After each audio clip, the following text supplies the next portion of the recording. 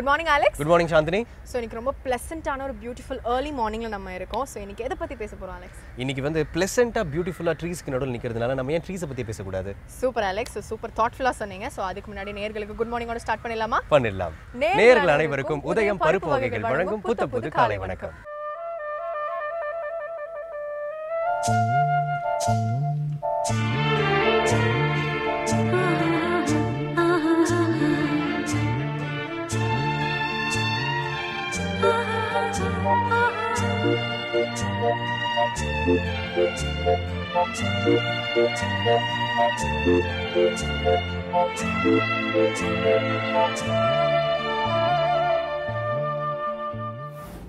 சாந்தினி, ஒரு ட்ரீ வளர்த்தா அதனால என்ன பலன் நினைக்கிறீங்க?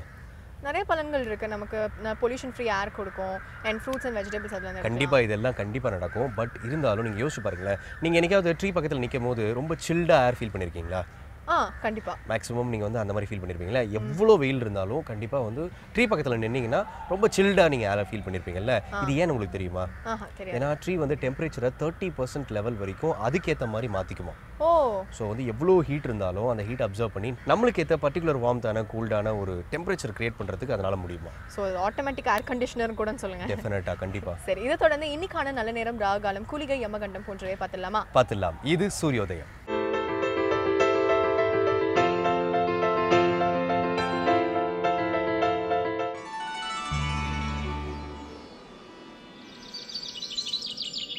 இன்று 5/4/2015 ஞாயிற்றுக்கிழமை, ஜெயவருடம் பங்குனி மாதம் 22ஆம் தேதி. இன்று சூரியோதயம் 6:15 ராகுகாலம் மாலை 4:30 மணி முதல் 6 மணி வரை, யமகண்டம் பகல் 12 மணி முதல் 1:30 மணி வரை, புலிகன் மாலை 3 மணி முதல் 4:30 மணி வரை. திதி பிரதமை. சித்திரை நட்சத்திரம். நல்ல நேரம் எனும் சுபபூரைகள் காலை 7 மணி முதல் 10 மணி வரை, 11 மணி முதல் 12 மணி வரை, பகல் 2 மணி முதல் 5 மணி வரை. சித்த யோகம் கூடிய சுபதினம் பகல் 12:56 வரை கும்பராசிக்கும் பிறகு மீனராசிக்கும் சந்திராஷ்டமம். சாந்தினி, உலகத்திலேயே பழைய ரொம்ப வந்து ஓல்டு மரம் எதுன்னு தெரியுமா உங்களுக்கு? தெரியாது. அதாவது கோஸ்ட் ரெட்வுட் அப்படின்னு சொல்லிட்டு நார்த் கலிஃபோர்னியால இருக்காது.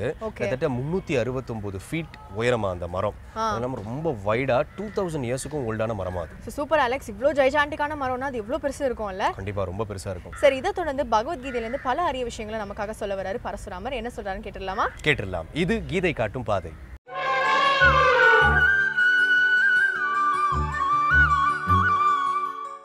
வசுதேவ சுதம் தெய்வம் கம்ச சாணூர மர்தனம் தேவகி பரமானந்தம் கிருஷ்ணம் வந்தே ஜெகத்குரும். வேந்தர் டிவி நேயர்களுக்கு அன்பு வணக்கங்கள். கீதை காட்டும் பாதை அப்படிங்கிற இந்த தொடரில் கண்ணனுடைய அமுதமயமான அந்த வாக்குகளை நாம் அள்ளி பருகி கொண்டு வருகின்றோம். இந்த அற்புதமான என்னுடைய இந்த கொள்கையை, இந்த கோட்பாட்டை யார் பின்பற்றுகின்றார்களோ, அதுவும் எப்படி ஸ்ரத்தையுடன், பொறாமை இல்லாமல் யார் பின்பற்றினாலும் சரி, அவர்களும் உயர்ந்த நிலையை அடைகின்றார்கள் அப்படின்னு கண்ணன் இந்த அடுத்த ஸ்லோகத்தில் சொல்கிறார். இதில் ஒரு சந்தேகம் வரணும் நமக்கு. இது யார் பின்பற்றினாலும் சரி அப்படிங்கிறது அது ஒன்றும். அடுத்தது ஸ்ரத்தையுடன் பொறாமை இல்லாமல், இது என்ன விசேஷம்? நாம் யாராக இருந்தாலும் சரி, எல்லாம் ஆள் அண்டர் ஒன் ரூஃப் தான், ஒரே குறைகள் தான் இருக்கும். கண்ணன் சொன்னபடி வாழ வேண்டும். இதில் விசேஷம் என்ன? முடியறதோ இல்லையோ அந்த எண்ணமாவது நம்ம மனசில் தோணணும். அதுவும் இன்னும் சொல்லப்போனால், ஐயோ நம்மளால் முடியலையேங்கிற ஒரு வருத்தமாவது இருக்கணும். அது இருந்தால் கூட போதும். நாம் உருப்படுறதுக்கு ஏதோ கொஞ்சோண்டு வெளிச்சம் தெரியுறதுன்னு வச்சுக்கோங்களேன். ஸ்ரத்தையுடன் பொறாமை இல்லாமல் என்னுடைய இந்த கொள்கையை யார் பின்பற்றுகின்றார்களோ அவர்களும் அப்படின்னு என்ன அர்த்தம்? பகவத்கீதையை எழுத்தண்ணி படிச்சிருக்க வேண்டாம், அல்லது சாஸ்திரம் இந்த சம்பிரதாயம் அந்த சம்பிரதாயம் ஒன்றும் கஷ்டமே பட வேண்டாம். கண்ணன் சொன்னதை ஓரளவுக்காவது நாம் உணர்ந்து செயல்படத் தொடங்கினால் சந்தேகமே இல்லை, நன்னிலையை சத்தியமாக அடைவோம். எளிமையாக சொல்கிறதுனாக்க, ஸ்ரத்தையோடங்கிறதுக்கு முதல்ல பார்த்துடலாம் வாங்கோ. எது செஞ்சாலும் சரி அதில் ஒரு ஸ்ரத்தை, அக்கறை, பொறுப்பு, நீங்கள் இதெல்லாம் எல்லாம் சொல்லிக்கோங்க. நான் எளிமையாக புரியும்படி சொல்லணுங்கிறல சொல்லிட்டா போச்சு. சின்சியாரிட்டி சொல்கிறோமே, சின்சியராக பண்ணணுங்கிறாமே, கூர்மையாக கேட்கணும். வேலை இல்லைன்னு கஷ்டப்படுறோம்மா, படாத பாடுபட்டு ஒரு இடத்துல வேலைக்கு சேர்ந்தாச்சு, உக்காண்டாச்சு. நிம்மதியாக இருக்கணுமா வேண்டாமா? அதான நியாயம். இவ்வளவு காலம் உட்காந்து படாத பாடுபட்டாச்சு, வேலை கிடச்ச உடனே நிம்மதியாக இருக்கணுமா வேண்டாமா? யாராவது நிம்மதியாக இருக்கோமா? இல்லையே. முதல்ல இங்கேயே பிரச்சனை ஆரம்பிச்சாச்சா? வீட்டு விஷயம் ஆஃபீஸுக்கு வருது. பல பேர் இந்த கேஸ் புக் பண்ணுறது, அதை என்கொயரி பண்ணுறது, அப்புறம் என்னது டிக்கெட் புக் பண்ணுறது, இதெல்லாம் ஆஃபீஸில் உட்காந்து ஆஃபீஸ் டைம் ஆஃபீஸ் லேப்டாப் தான். சரி வீட்டுக்கு போய் என்ன இங்கே இருக்கும்பொழுது வீட்டு நினைவு, சரி வீட்டுக்கு போயிட்டு வீட்டு நினைப்போட இருக்கான்னா அதுதான் கிடையாது. அங்கே போய் இந்த ஆஃபீஸை நினச்சின்னு இருப்பான். போச்சே என்னையா அது கோவில்களாக இருந்த நம் குடும்பங்கள் குட்டிச்சுவர்களாக போய் கொண்டிருக்கின்றனவே. இப்படி இங்கே செய்கிறதுனால யாரானா அக்கம் பக்கத்தில் இருக்கிறவன் நிர்வாகிக்கிட்ட மேனேஜர்கிட்ட சொன்னால் பிரச்சனை நமக்கு, அவங்க கூட சண்டை போட்டு நலைவோம். வீட்டில் மனைவி இங்கே ராத்திரி 10 மணிக்கும் ராத்திரி ஆஃபீஸ் இது அங்கே சிண்டை பிச்சுக்கிட்டு அவ கூட என்ன பண்ண போகிறோம்? நம்ம எங்கே பிரச்சனைனா எல்லாருக்கும் எல்லாம் தெரியும். இன்றைக்கி நம்ம நினச்சின்னு இருக்கோம், அப்படியே வச்சுப்போம், யாருக்கு நஷ்டம்? நம்ம எல்லாருக்கும் எல்லாம் தெரியும். ஆனால் எங்கு எதை செய்ய வேண்டும் என்று ஒரு தெளிவான தீர்மானம் நம்மில் யாரிடமும் இல்லை. பிரச்சனையே அங்கே தான் வந்துடுறது. அதைத்தான் கிருஷ்ணா அடித்தார். ஸ்ரத்தையோட அப்படி ஸ்ரத்தையோடு பண்ணினோடக்க 6 மணி நேரத்தில் செய்ய வேண்டிய வேலை 1/2 மணி நேரத்தில் முடிஞ்சு போயிடுமே. டென்ஷன் இல்லையே. கேவலம் ரயில்வே ஸ்டேஷனில் புக் பண்ணியாச்சு, டிக்கெட் புக் பண்ணியாச்சுன்னு வச்சுக்கோங்க. ரயிலுக்கு 6 மணிக்கு ஃப்ளைட்டுன்னா அல்லது ட்ரெயினே வச்சுப்போம். 6 மணிக்கு ட்ரெயின்னாக்க நம்ம வீட்டிலேருந்து அந்த இடம் வந்து 12 அது ஒரு 13 கிலோமீட்டர். 1 கிலோமீட்டர் 1 நிமிஷம் ஆகும். 13 கிலோமீட்டர் 13 நிமிஷம். சரி 15 நிமிஷம்னு வச்சுக்கோ.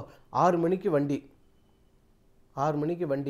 நம்ம 5:30 மணிக்கு கிளம்பினா கூட ஈஸியாக 5:45 பண்ணலாம். அப்போவே 1/4 மணி நேரம் இருக்குது. வேணா ராக்கெட்டா விடுற நீ? ரோடு இன்றைக்கி இருக்கிற லட்சணம் நம்ம கேட்கவே வேண்டாம். அடுத்தது டிராஃபிக்கு, ரயில்வே ஸ்டேஷனுக்குள்ள பிளாட்ஃபாரம், எந்த வண்டி, இது எதையுமே யோஜனை பண்ணுறதில்ல. 10 கிலோமீட்டர் 15 நிமிஷத்தில் போயிடலாம். 5:45 போச்சேயா போச்சா? அதைத்தான் அங்கே சொல்லி வச்சார். ஸ்ரத்தையுடன் இந்த கோட்பாட்டை, இந்த கொள்கையை அவன் பின்பற்றுகின்றானோ அவன் யாராக இருந்தாலும் சரி அவன் நன்னிலை உயர்ந்த கதி அடைவான், நன்னா இருப்பான். அடுத்தது ஸ்ரத்தையுடனும் பொறாமை இல்லாமலும். அதை கவனிக்கணும். நம்ம அதுக்கு தான் இந்த ஆஃபீஸ் அலுவலக சமாச்சாரத்தை சொன்னேன். வீட்டு வேலையை இங்கே நான் செய்கிறேன். பக்கத்தில் இருக்கிற எந்த கம்ப்யூட்டர்னாலும் சின்ன இதுவாக இருந்தால் கூட சரி, உங்களுக்கு ஒரு என்ன இதுக்கு கொடுத்துருந்தா கூட ஒரு சின்ன தடுப்பு செய்கிறோன்னு அக்கம் பக்கத்தில் தாராளமாக தெரியறத. ஒருவேளை அவள் சொல்லிட்டாக்க நமக்கு அவன் மேலே பொறாமல் வர்றது எவ்வாறு வருதா? இதையே விடுங்க. வீட்லேயே நம்ம லட்சணத்தை எடுத்துப்போமே. டிவி, பல ஊரில் இன்னும் ஒழுங்கான ரோடு இல்லை. சுதந்திரம் வாங்கி இவ்வளவு வருஷம் ஆயிடுத்துன்னு சொல்கிறோம். குடித நீருக்கு நாதி இல்லை, குட்டையெல்லாம் நாரி போய் கிடக்கு. அப்படிப்பட்ட நேரத்தில் நமக்கு ஒரு தொலைக்காட்சி கிடச்சிருக்கு, கரண்ட் இருக்குது, உட்காந்து பார்த்துட்டு இருக்கோம். ஏதோ நம்ம சௌரியம் பார்க்கலாம், தப்பே கிடையாது. பக்கத்து வீட்டில் பார்த்தேன், இவ்வளோ பெரிய டிவி. நான் கையை வெளியில் கொண்டு போகல, பார்த்துக்கோங்க, இவ்வளோ பெரிய டிவி அப்படின்னு வீட்டில் சொல்லி நம்மளை காய்ச்சி நாமளும் அங்கே காய்ச்சி கடைசியில் இந்த 4000 ரூபா டிவிக்கு பதிலாக 40,000 ரூபா டிவி வாங்கி வச்சாச்சு. 3 மாதம்தான் ஆச்சு. உடனே அந்த 4000 40,000 மாறித்து. விளையாட்டில் கூர்மையாக கழுங்கும். 40,000 ரூபா டிவிக்கு பதிலாக இப்போ என்னவோ ஹோம் தியேட்டர்னு வந்திருக்கான். சினிமாவை வந்து வீட்லேயே சினிமா பார்க்குற மாதிரி இருக்குமா. 4 லட்சம் தானே அது? 4 லட்சம் தான் இல்லை, விளப்படி தான் போட்டிருக்கான். 4 லட்சங்கள் தான் அப்படிங்கிறா. 40,000 வாங்க முடியாத, உடனே எதையானு பண்ணி 4 லட்சம் வாங்கி விளையாட்டு இல்லைம்மா. இதெல்லாம் ஏன்? ஐயோ அவன் வச்சுருக்கானே, இவன் வச்சுருக்கானே, இந்த வேலை பார்க்குற அவன்ட்டி இது இருக்கே, நம்ம ஏன் பிரச்சனை. அங்கே தான் மாட்டிக்கிறோம். அடுத்தவர்களை பார்த்து நீங்கள் உங்கள் வாழ்நடை பயணத்தை நடத்த வேண்டும், செப்பனிட்டு கொள்ள வேண்டும் என்றால் சொந்தமாக இல்லையா நமக்கு? எங்கே போகிறோம் நாம்? அவருக்கு பின்ன வாங்கியிருக்காரனா, ஐயோ அது அவருக்கு மாமனார் கொடுத்ததுயா, அல்லது ஆஃபீஸில் அவர் ஒழுங்காக வேலை செய்கிறாருன்னு காம்ப்ளிமெண்ட்ரியாக கொடுத்தான், நீ கடனுக்குன்னா வாங்குகிறோம் நாம் இன்னைக்கு. இப்போ தெரியறதா? பொறாமை இல்லாமலும்னு கண்ணன் சொன்னது கண்ணனுக்காக அல்ல, மற்றவர்கள் பொருள்கள் நம் கண்களில் பட்டு நாம் கீழே போய் விடுகின்றோம். எங்கே இவ்வளவு சொல்லி இது புரியுமோ புரியாதுங்கிறதுக்காகத்தான் வியாச பாரதம் தெளிவாக சொல்லுகின்றது. குந்தி தேவி காட்டில் இருக்கா, குர்மையை கழுங்க, காட்டில் இருக்கா, பொழுது போகாமல் எழுதி வச்சுட்டு போல, உங்கள் விஞ்ஞானில் பக்கத்தில் நிற்க முடியாது. குந்தி தேவி காட்டில் இருக்கா, நல்ல தண்ணி, நல்ல வசதி. சார் கொஞ்சம் ஏசியை கம்மியாக வைங்களே, இல்லை கூட்டி வைங்களே. இதெல்லாம் ஒன்றும் கிடையாதுங்க. காற்று அடித்தாலும் இவன் மேலே படும், எதுவும் வெயிலோ குளிர் எல்லாங்க. ஆனால் காந்தாரி வியாசாச்சாரியால் ஆசீர்வாதம், அற்புதமான தலை சிறந்த மிகப்பெரிய வீரன் பிறக்க போகிறான். கர்ப்பமாக இருக்கா காந்தாரி. அற்புதமான படுக்க, கை பிடிச்சி விட, கால் பிடிச்சி விட, பணிவிடை செய்ய எவ்வளவு பெண்கள் பக்கத்தில் புருஷன், இவ்வளவு பேரும் உதவிக்கு இருக்கிறார்கள். அரண்மனை வாழ்க்கை, கட்டுகளவு கூட அவள் பொறாமையே பட வேண்டாம். அங்கே காட்டுக்குள்ளே குந்திக்கு குழந்தை பிறந்திருக்குன்னு தகவல் இங்கே வந்தது.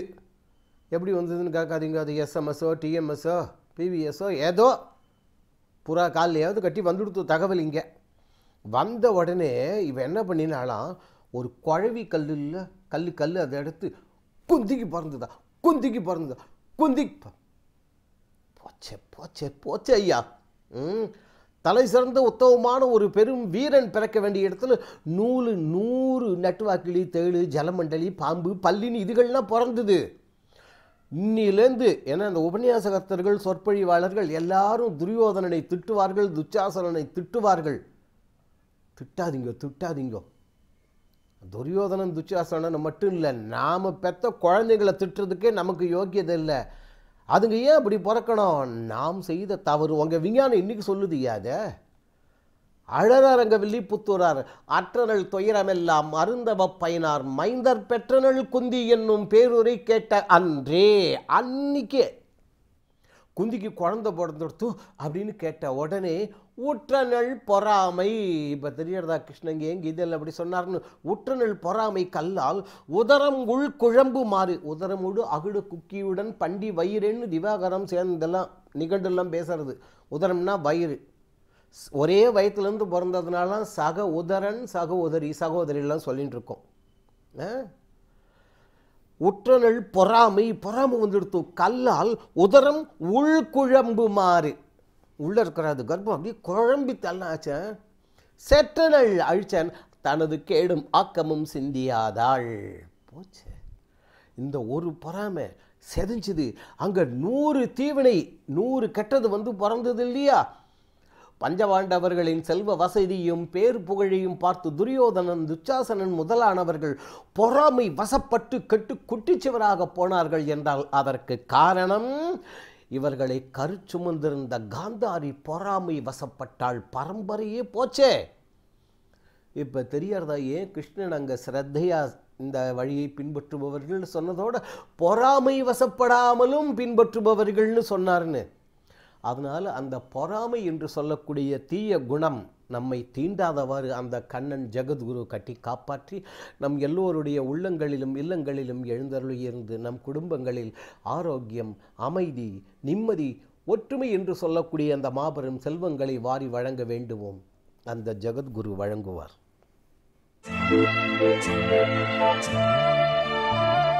சாந்தினி, எல்லா வீட்லயும் வந்து ஒரு மரம் வளர்க்கணும் அப்படின்னு சொல்லிட்டு ஒரு கான்செப்ட் வச்சிருக்காங்க இல்லையா? இது ஏன் வச்சிருக்காங்க அப்படின்னு தெரியுமா உங்களுக்கு? பொதுவாக வந்து பெரியவங்க சொல்லுவாங்க ஒரு மரம் வளர்த்தால் அது 1000 பலன்கள் தரும். அந்த 1000 பலன்கள் என்னன்னு தெரியனாலும் ஓரளவுக்கு எனக்கு தெரியும். என்ன பலன்னு சொல்லுங்க பார்க்கலாம். சுத்தமான காற்று தரும், நிறைய ஃப்ரூட்ஸ் அண்ட் வெஜிடபிள்ஸ் நம்ம அதுலேருந்து எடுத்துக்கலாம். வீடு வந்து ஒரு மாதிரி நீங்கள் சொன்ன மாதிரி பொல்யூஷன் ஃப்ரீயாக இருக்கலாம். மேபி அந்த மாதிரி சில விஷயம். ஆக்சுவலாக பார்த்தீங்கன்னா ஒரு மெத்தடாலஜிக்கலாக அதை நம்ம யோசிச்சுன்னு வச்சுக்கோங்களேன். ஒரு மரம் வந்து ஒரு ஹியூமனாக ஃபுல்லாக வாழ வைக்குமா? அதாவது ஒரு சிங்கிள் மரம் ஒரு ஃபேமிலியவே வாழ வைக்குமா? அதாவது 240 பவுண்ட்ஸ் ஆஃப் ஆக்சிஜன் அது கிரியேட் பண்ணுமா. அந்த ஆக்சிஜன் மூலயமா ஒரு குடும்பத்துக்கு தேவையான வாழ்நாளுக்கு ஃபுல்லாக தேவையான ஆக்சிஜன் அது கொடுக்கறதுக்கு ரெடியாக இருக்குமா. ஸோ 2 மரம் வளர்த்தா கிட்டத்தட்ட 8 பேர் சந்தோஷமாக வாழலாம் அந்த மரத்தோட சேர்த்து. ஸோ பார்த்தீங்கன்னா உயிர் கொடுக்கக்கூடிய ஒரு முக்கியமான விஷயம் மரம். ஓகே, ஸோ அதனால தான் மேபி 1000 பலன்கள் சொன்னாங்களா இன்னும் தெரியல. சரி, இதை தொடர்ந்து 12 ராசிகளுக்கான பலன்களை சொல்ல வராரு யதார்த்த ஜோதிடர் ஷெல்வி. பார்த்துடலாம். இது யோகம் நல்ல யோகம்.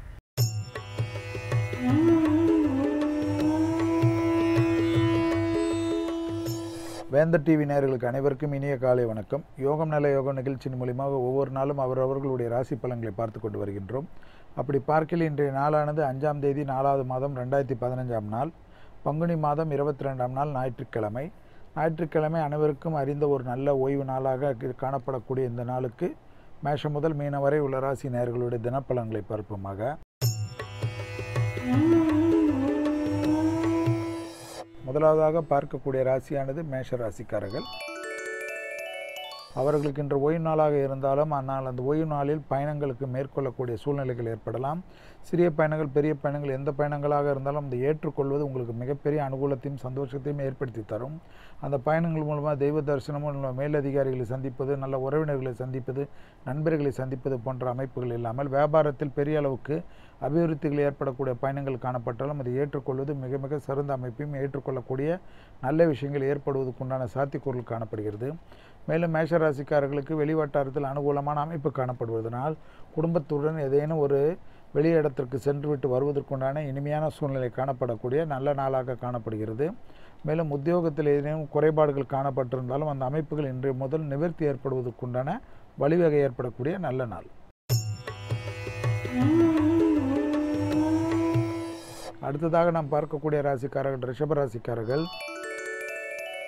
அடிவயிற்றில் ஏதேனும் உபத்திரம் இருந்தால் இன்று மிக மிக கவனமாக இருக்க வேண்டும். ஓய்வு நாளில் பிள்ளைகள் விஷயத்தில் தேவையில்லாமல் மூக்கை நெளிப்பது, அவர்களை வருத்தமடைய செய்கின்ற மாதிரி பேசுவது மற்றும் கோபம் கொள்வதெல்லாம் கூடவே கூடாது.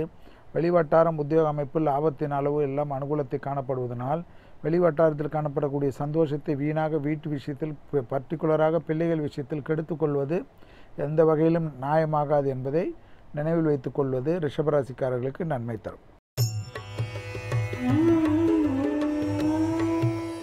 அடுத்ததாக நாம் பார்க்கக்கூடிய ராசிக்காரர்கள் மிதுன ராசிக்காரர்கள்.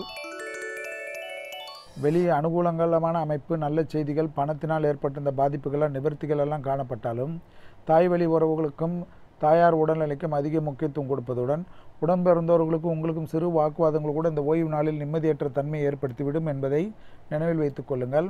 மேலும் மிதுன ராசிக்காரர்களில் இரத்தத்தில் ஏற்கனவே உபத்திரம் உள்ளவர்கள் அதிக எச்சரிக்கையுடன் முடிந்தால் ஒரு முறை உடல் பரிசோதனை, இரத்த பரிசோதனை, சர்க்கரை நோயாளிகள், இரத்த கொதிப்பாளர்கள் இன்று செய்து கொள்வது எதிர்காலத்தில் மிகப்பெரிய அளவுக்கு நன்மையை ஏற்படுத்தி தரக்கூடிய அமைப்பாக காணப்படுகிறது. அடுத்ததாக நாம் பார்க்கக்கூடிய ராசிக்காரர்கள் கடகராசிக்காரர்கள். தைரியம், தன்னம்பிக்கை ஏற்படக்கூடிய நல்ல நாள். திடீரென்று உத்தியோக நிமித்தமாகவும் வியாபார நிமித்தமாகவும் ஓய்வு நாளாக இருந்தாலும் உழைக்கக்கூடிய அமைப்பு காணப்படுகிறது. அந்த உழைப்பின் மூலியமாக நல்ல அளவுக்கு வெற்றியும் அனுகூலத்தையும் ஏற்படுத்தி தரும். லாபத்தின் அளவு அதிகரிக்கக்கூடிய நல்ல நாள். எதிர்பார்க்காத இடத்திலிருந்து பண வரவுக்கு உண்டான உத்தரவாதம் கிடைக்கக்கூடிய நாள்.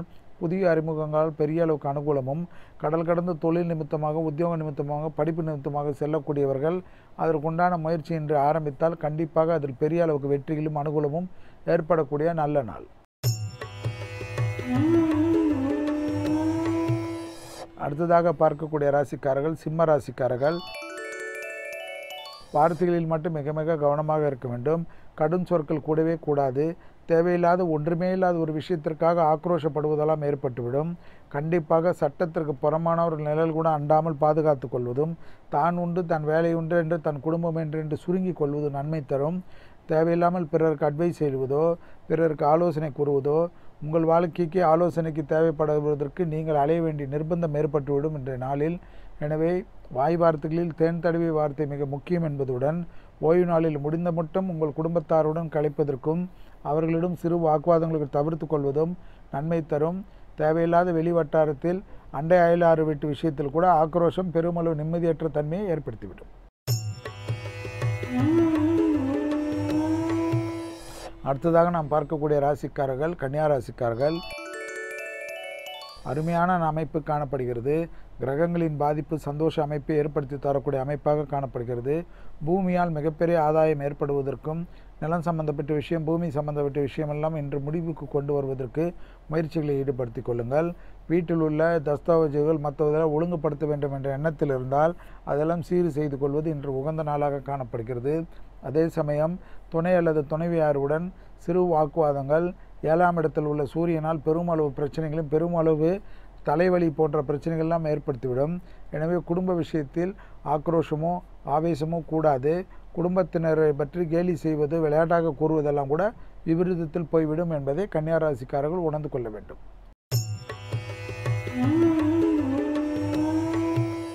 அடுத்ததாக நாம் பார்க்கக்கூடிய ராசிக்காரர்கள் துலா ராசிக்காரர்கள். சுபவிரய பிராப்தம் ஏற்படும். ஏதேனும் சுபவிரயத்திற்காக செலவுகள் செய்ய வேண்டும் என்றிருந்தால் ஆடை வாங்குவதோ, ஆபரணம் வாங்குவதோ, வீடு வாங்குவதோ போன்ற விஷயத்திற்கு முன்னுரிமை கொடுக்கக்கூடிய நாள். பெரிய அளவுக்கு ஜெயமும் அனுகூலம் காணப்படும். மனதிற்கு இனிய சந்தோஷமான பிரயாணங்கள் ஏற்படும். விடுபட்ட தெய்வ வழிபாட்டை நிவர்த்தி ஏற்படுத்துவதற்குண்டான பயணங்கள் காணப்படும். தொலைதூர செய்திகள், புதிய உறவினர்கள் வருகை, உறவினர்கள் வீட்டுக்கு செல்வது, நண்பர்கள் வீட்டுக்கு செல்வது போன்ற நல்ல விஷயங்கள், பெரிய அளவு புதிய அறிமுகங்களால் மனதிற்கு இனிமையான சந்தோஷம் ஏற்படக்கூடிய நல்ல நாள்.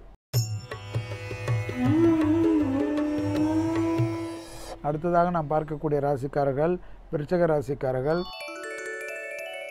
லாபம், அனுகூலம், கடன் அமைப்பிலிருந்து பாதிப்புகள் நிவர்த்தி, புதிய கடன் அமைப்புக்கு எதிர்நோக்கி இருந்தவர்களுக்கு அதற்குண்டான உத்தரவு, எடுத்த காரியத்தில் ஜெயம் ஏற்படுவதற்குண்டான சாத்தியக்கூறுகள், குடும்பத்தாருடன் தொலைதூர பயணங்கள், குடும்பத்தாருடன் சுபகாரிய செலவுகள், குடும்பத்தாருடன் பர்ச்சேஸ் செல்வது போன்ற அமைப்புகள், கடை கன்னிகளுக்கு போயிட்டு உங்களுக்கு வேண்டிய பொருள்களை வாங்குவதற்குண்டான இனிமையான சூழ்நிலை, சுபகாரிய தடைகள் பரிபூர்ண நிவர்த்தி ஏற்படுவதனால் இளம் வயதினருக்கு மகிழ்ச்சியும் அனுகூலம் ஏற்படுத்தி தரக்கூடிய நல்ல நாளாக காணப்படுகிறது.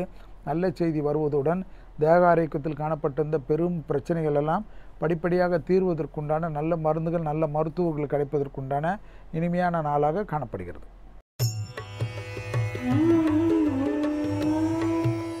அடுத்ததாக நாம் பார்க்கக்கூடிய ராசிக்காரர்கள் தனுசு ராசிக்காரர்கள்.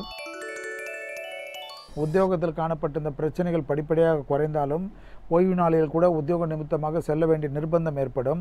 அதை மனம் தளராமல் உங்களுடைய எதிர்காலத்துக்கு நன்மை தருவதற்கு கிரக சஞ்சாரங்கள் தற்போது சரியில்லை என்பதனால் உத்தியோகத்தில் 3 குரங்கு பொம்மையை போல் மாறிக்கொண்டு இருப்பது தான் தனுசு ராசிக்காரர்களுக்கு நன்மை.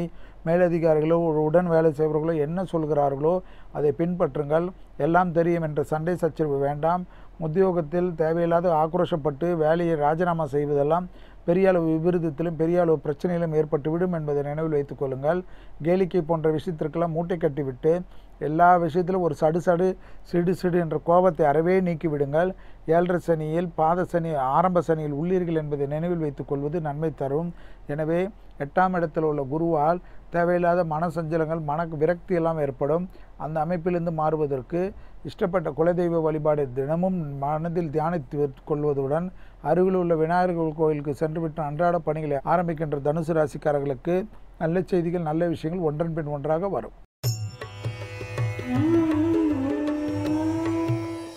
அடுத்ததாக நாம் பார்க்கக்கூடிய ராசிக்காரர்கள் மகர ராசிக்காரர்கள். மகர ராசிக்காரர்களுக்கு இன்று வெளிவட்டாரமோ உத்தியோக அமைப்பிலோ ஒரு குறைபாடும் காணப்படவில்லை. பூர்ண ஓய்வுக்கு சந்தோஷமான அமைப்பாக காணப்படுகிறது. குடும்பத்தாருடன் எல்லா அனுகூலம் காணப்பட்டாலும் தந்தையாருடனும் தந்தை வழி உறவுகளுடன் விரியும் வாக்குவாதங்கள் வேண்டாம். சிறிய வாக்குவாதங்களும் பெரிய அளவு நிம்மதியற்ற தன்மையும், இந்த ஓய்வு நாளில் நான் இப்படி இருக்கலாம் அப்படி இருக்கலாம் என்ற கனவு கண்ட அமைப்பு கூட கெடுத்துவிடக்கூடிய அமைப்பு காணப்படுவதனால் தேவையில்லாத வீண் விவாதங்கள் தந்தை வழி உறவுகளிடம் வைத்து கொள்ளாமல் இருப்பதும், தந்தையாருடன் சிறு வாக்குவாதங்கள் கூட இல்லாமல் இருப்பதும், எல்லா விஷயத்திலும் விட்டு கொடுத்து போவதே உங்களுக்கு நன்மை தரும் என்பதுடன் ரொம்ப சந்தோஷமும் அனுகூலம் பெற்றுத் தருவதுடன் ஏதேனும் ஒரு பொருள் வாங்க வேண்டும் என்ற எண்ணத்தில் இருந்தால் அந்த முயற்சிகளில் ஈடுபடுவது மகர ராசிக்காரர்களுக்கு இன்று கைகூடியக்கூடிய நாள். அடுத்ததாக நாம் பார்க்கக்கூடிய ராசிக்காரர்கள் கும்பராசிக்காரர்கள். கும்பராசிக்காரர்கள் இன்று வெளிவட்டாரம் அனுகூலங்கள் எல்லாம் சிரம அமைப்பிலிருந்து மாறி சந்தோஷ அமைப்பு காணப்பட்டாலும் சந்திராஷ்டம அமைப்பில் உள்ளீர்கள் என்பதை நினைவில் கொள்ளுங்கள். எனவே அவசியமில்லாத பயணங்களை அறவே தவிர்த்து கொள்ளுங்கள். கூடா நட்பு கேடு விளையும் என்பதை நினைவில் வைத்துக் கொள்ளுங்கள். 2ஆம் இடத்தில் உள்ள சூரியன், புதன் போன்ற கிரகங்களினால் தேவையில்லாத வார்த்தைகளில் விளையாட்டாக கூறுவது கூட மற்றவர்கள் பெரிதாக எடுத்துக்கொள்வதற்குண்டான சாத்தியக்கூறுகள் காணப்படுவதை நினைவில் வைத்துக் கொள்ளுங்கள். எனவே பொறுமையாக இருப்பது மிக மிக நன்மை ஏற்படுத்தி தருவதற்குண்டான சாத்தியக்கூறான அமைப்பாக காணப்படுகிறது. மேலும் அவசியமில்லாத இரவு நேர பயணிகளோ புதிய அறிமுகங்கள் விஷயத்திலோ மிக மிக கவனமாக இருப்பது கும்பராசிக்காரர்களுக்கு நன்மை தரும்.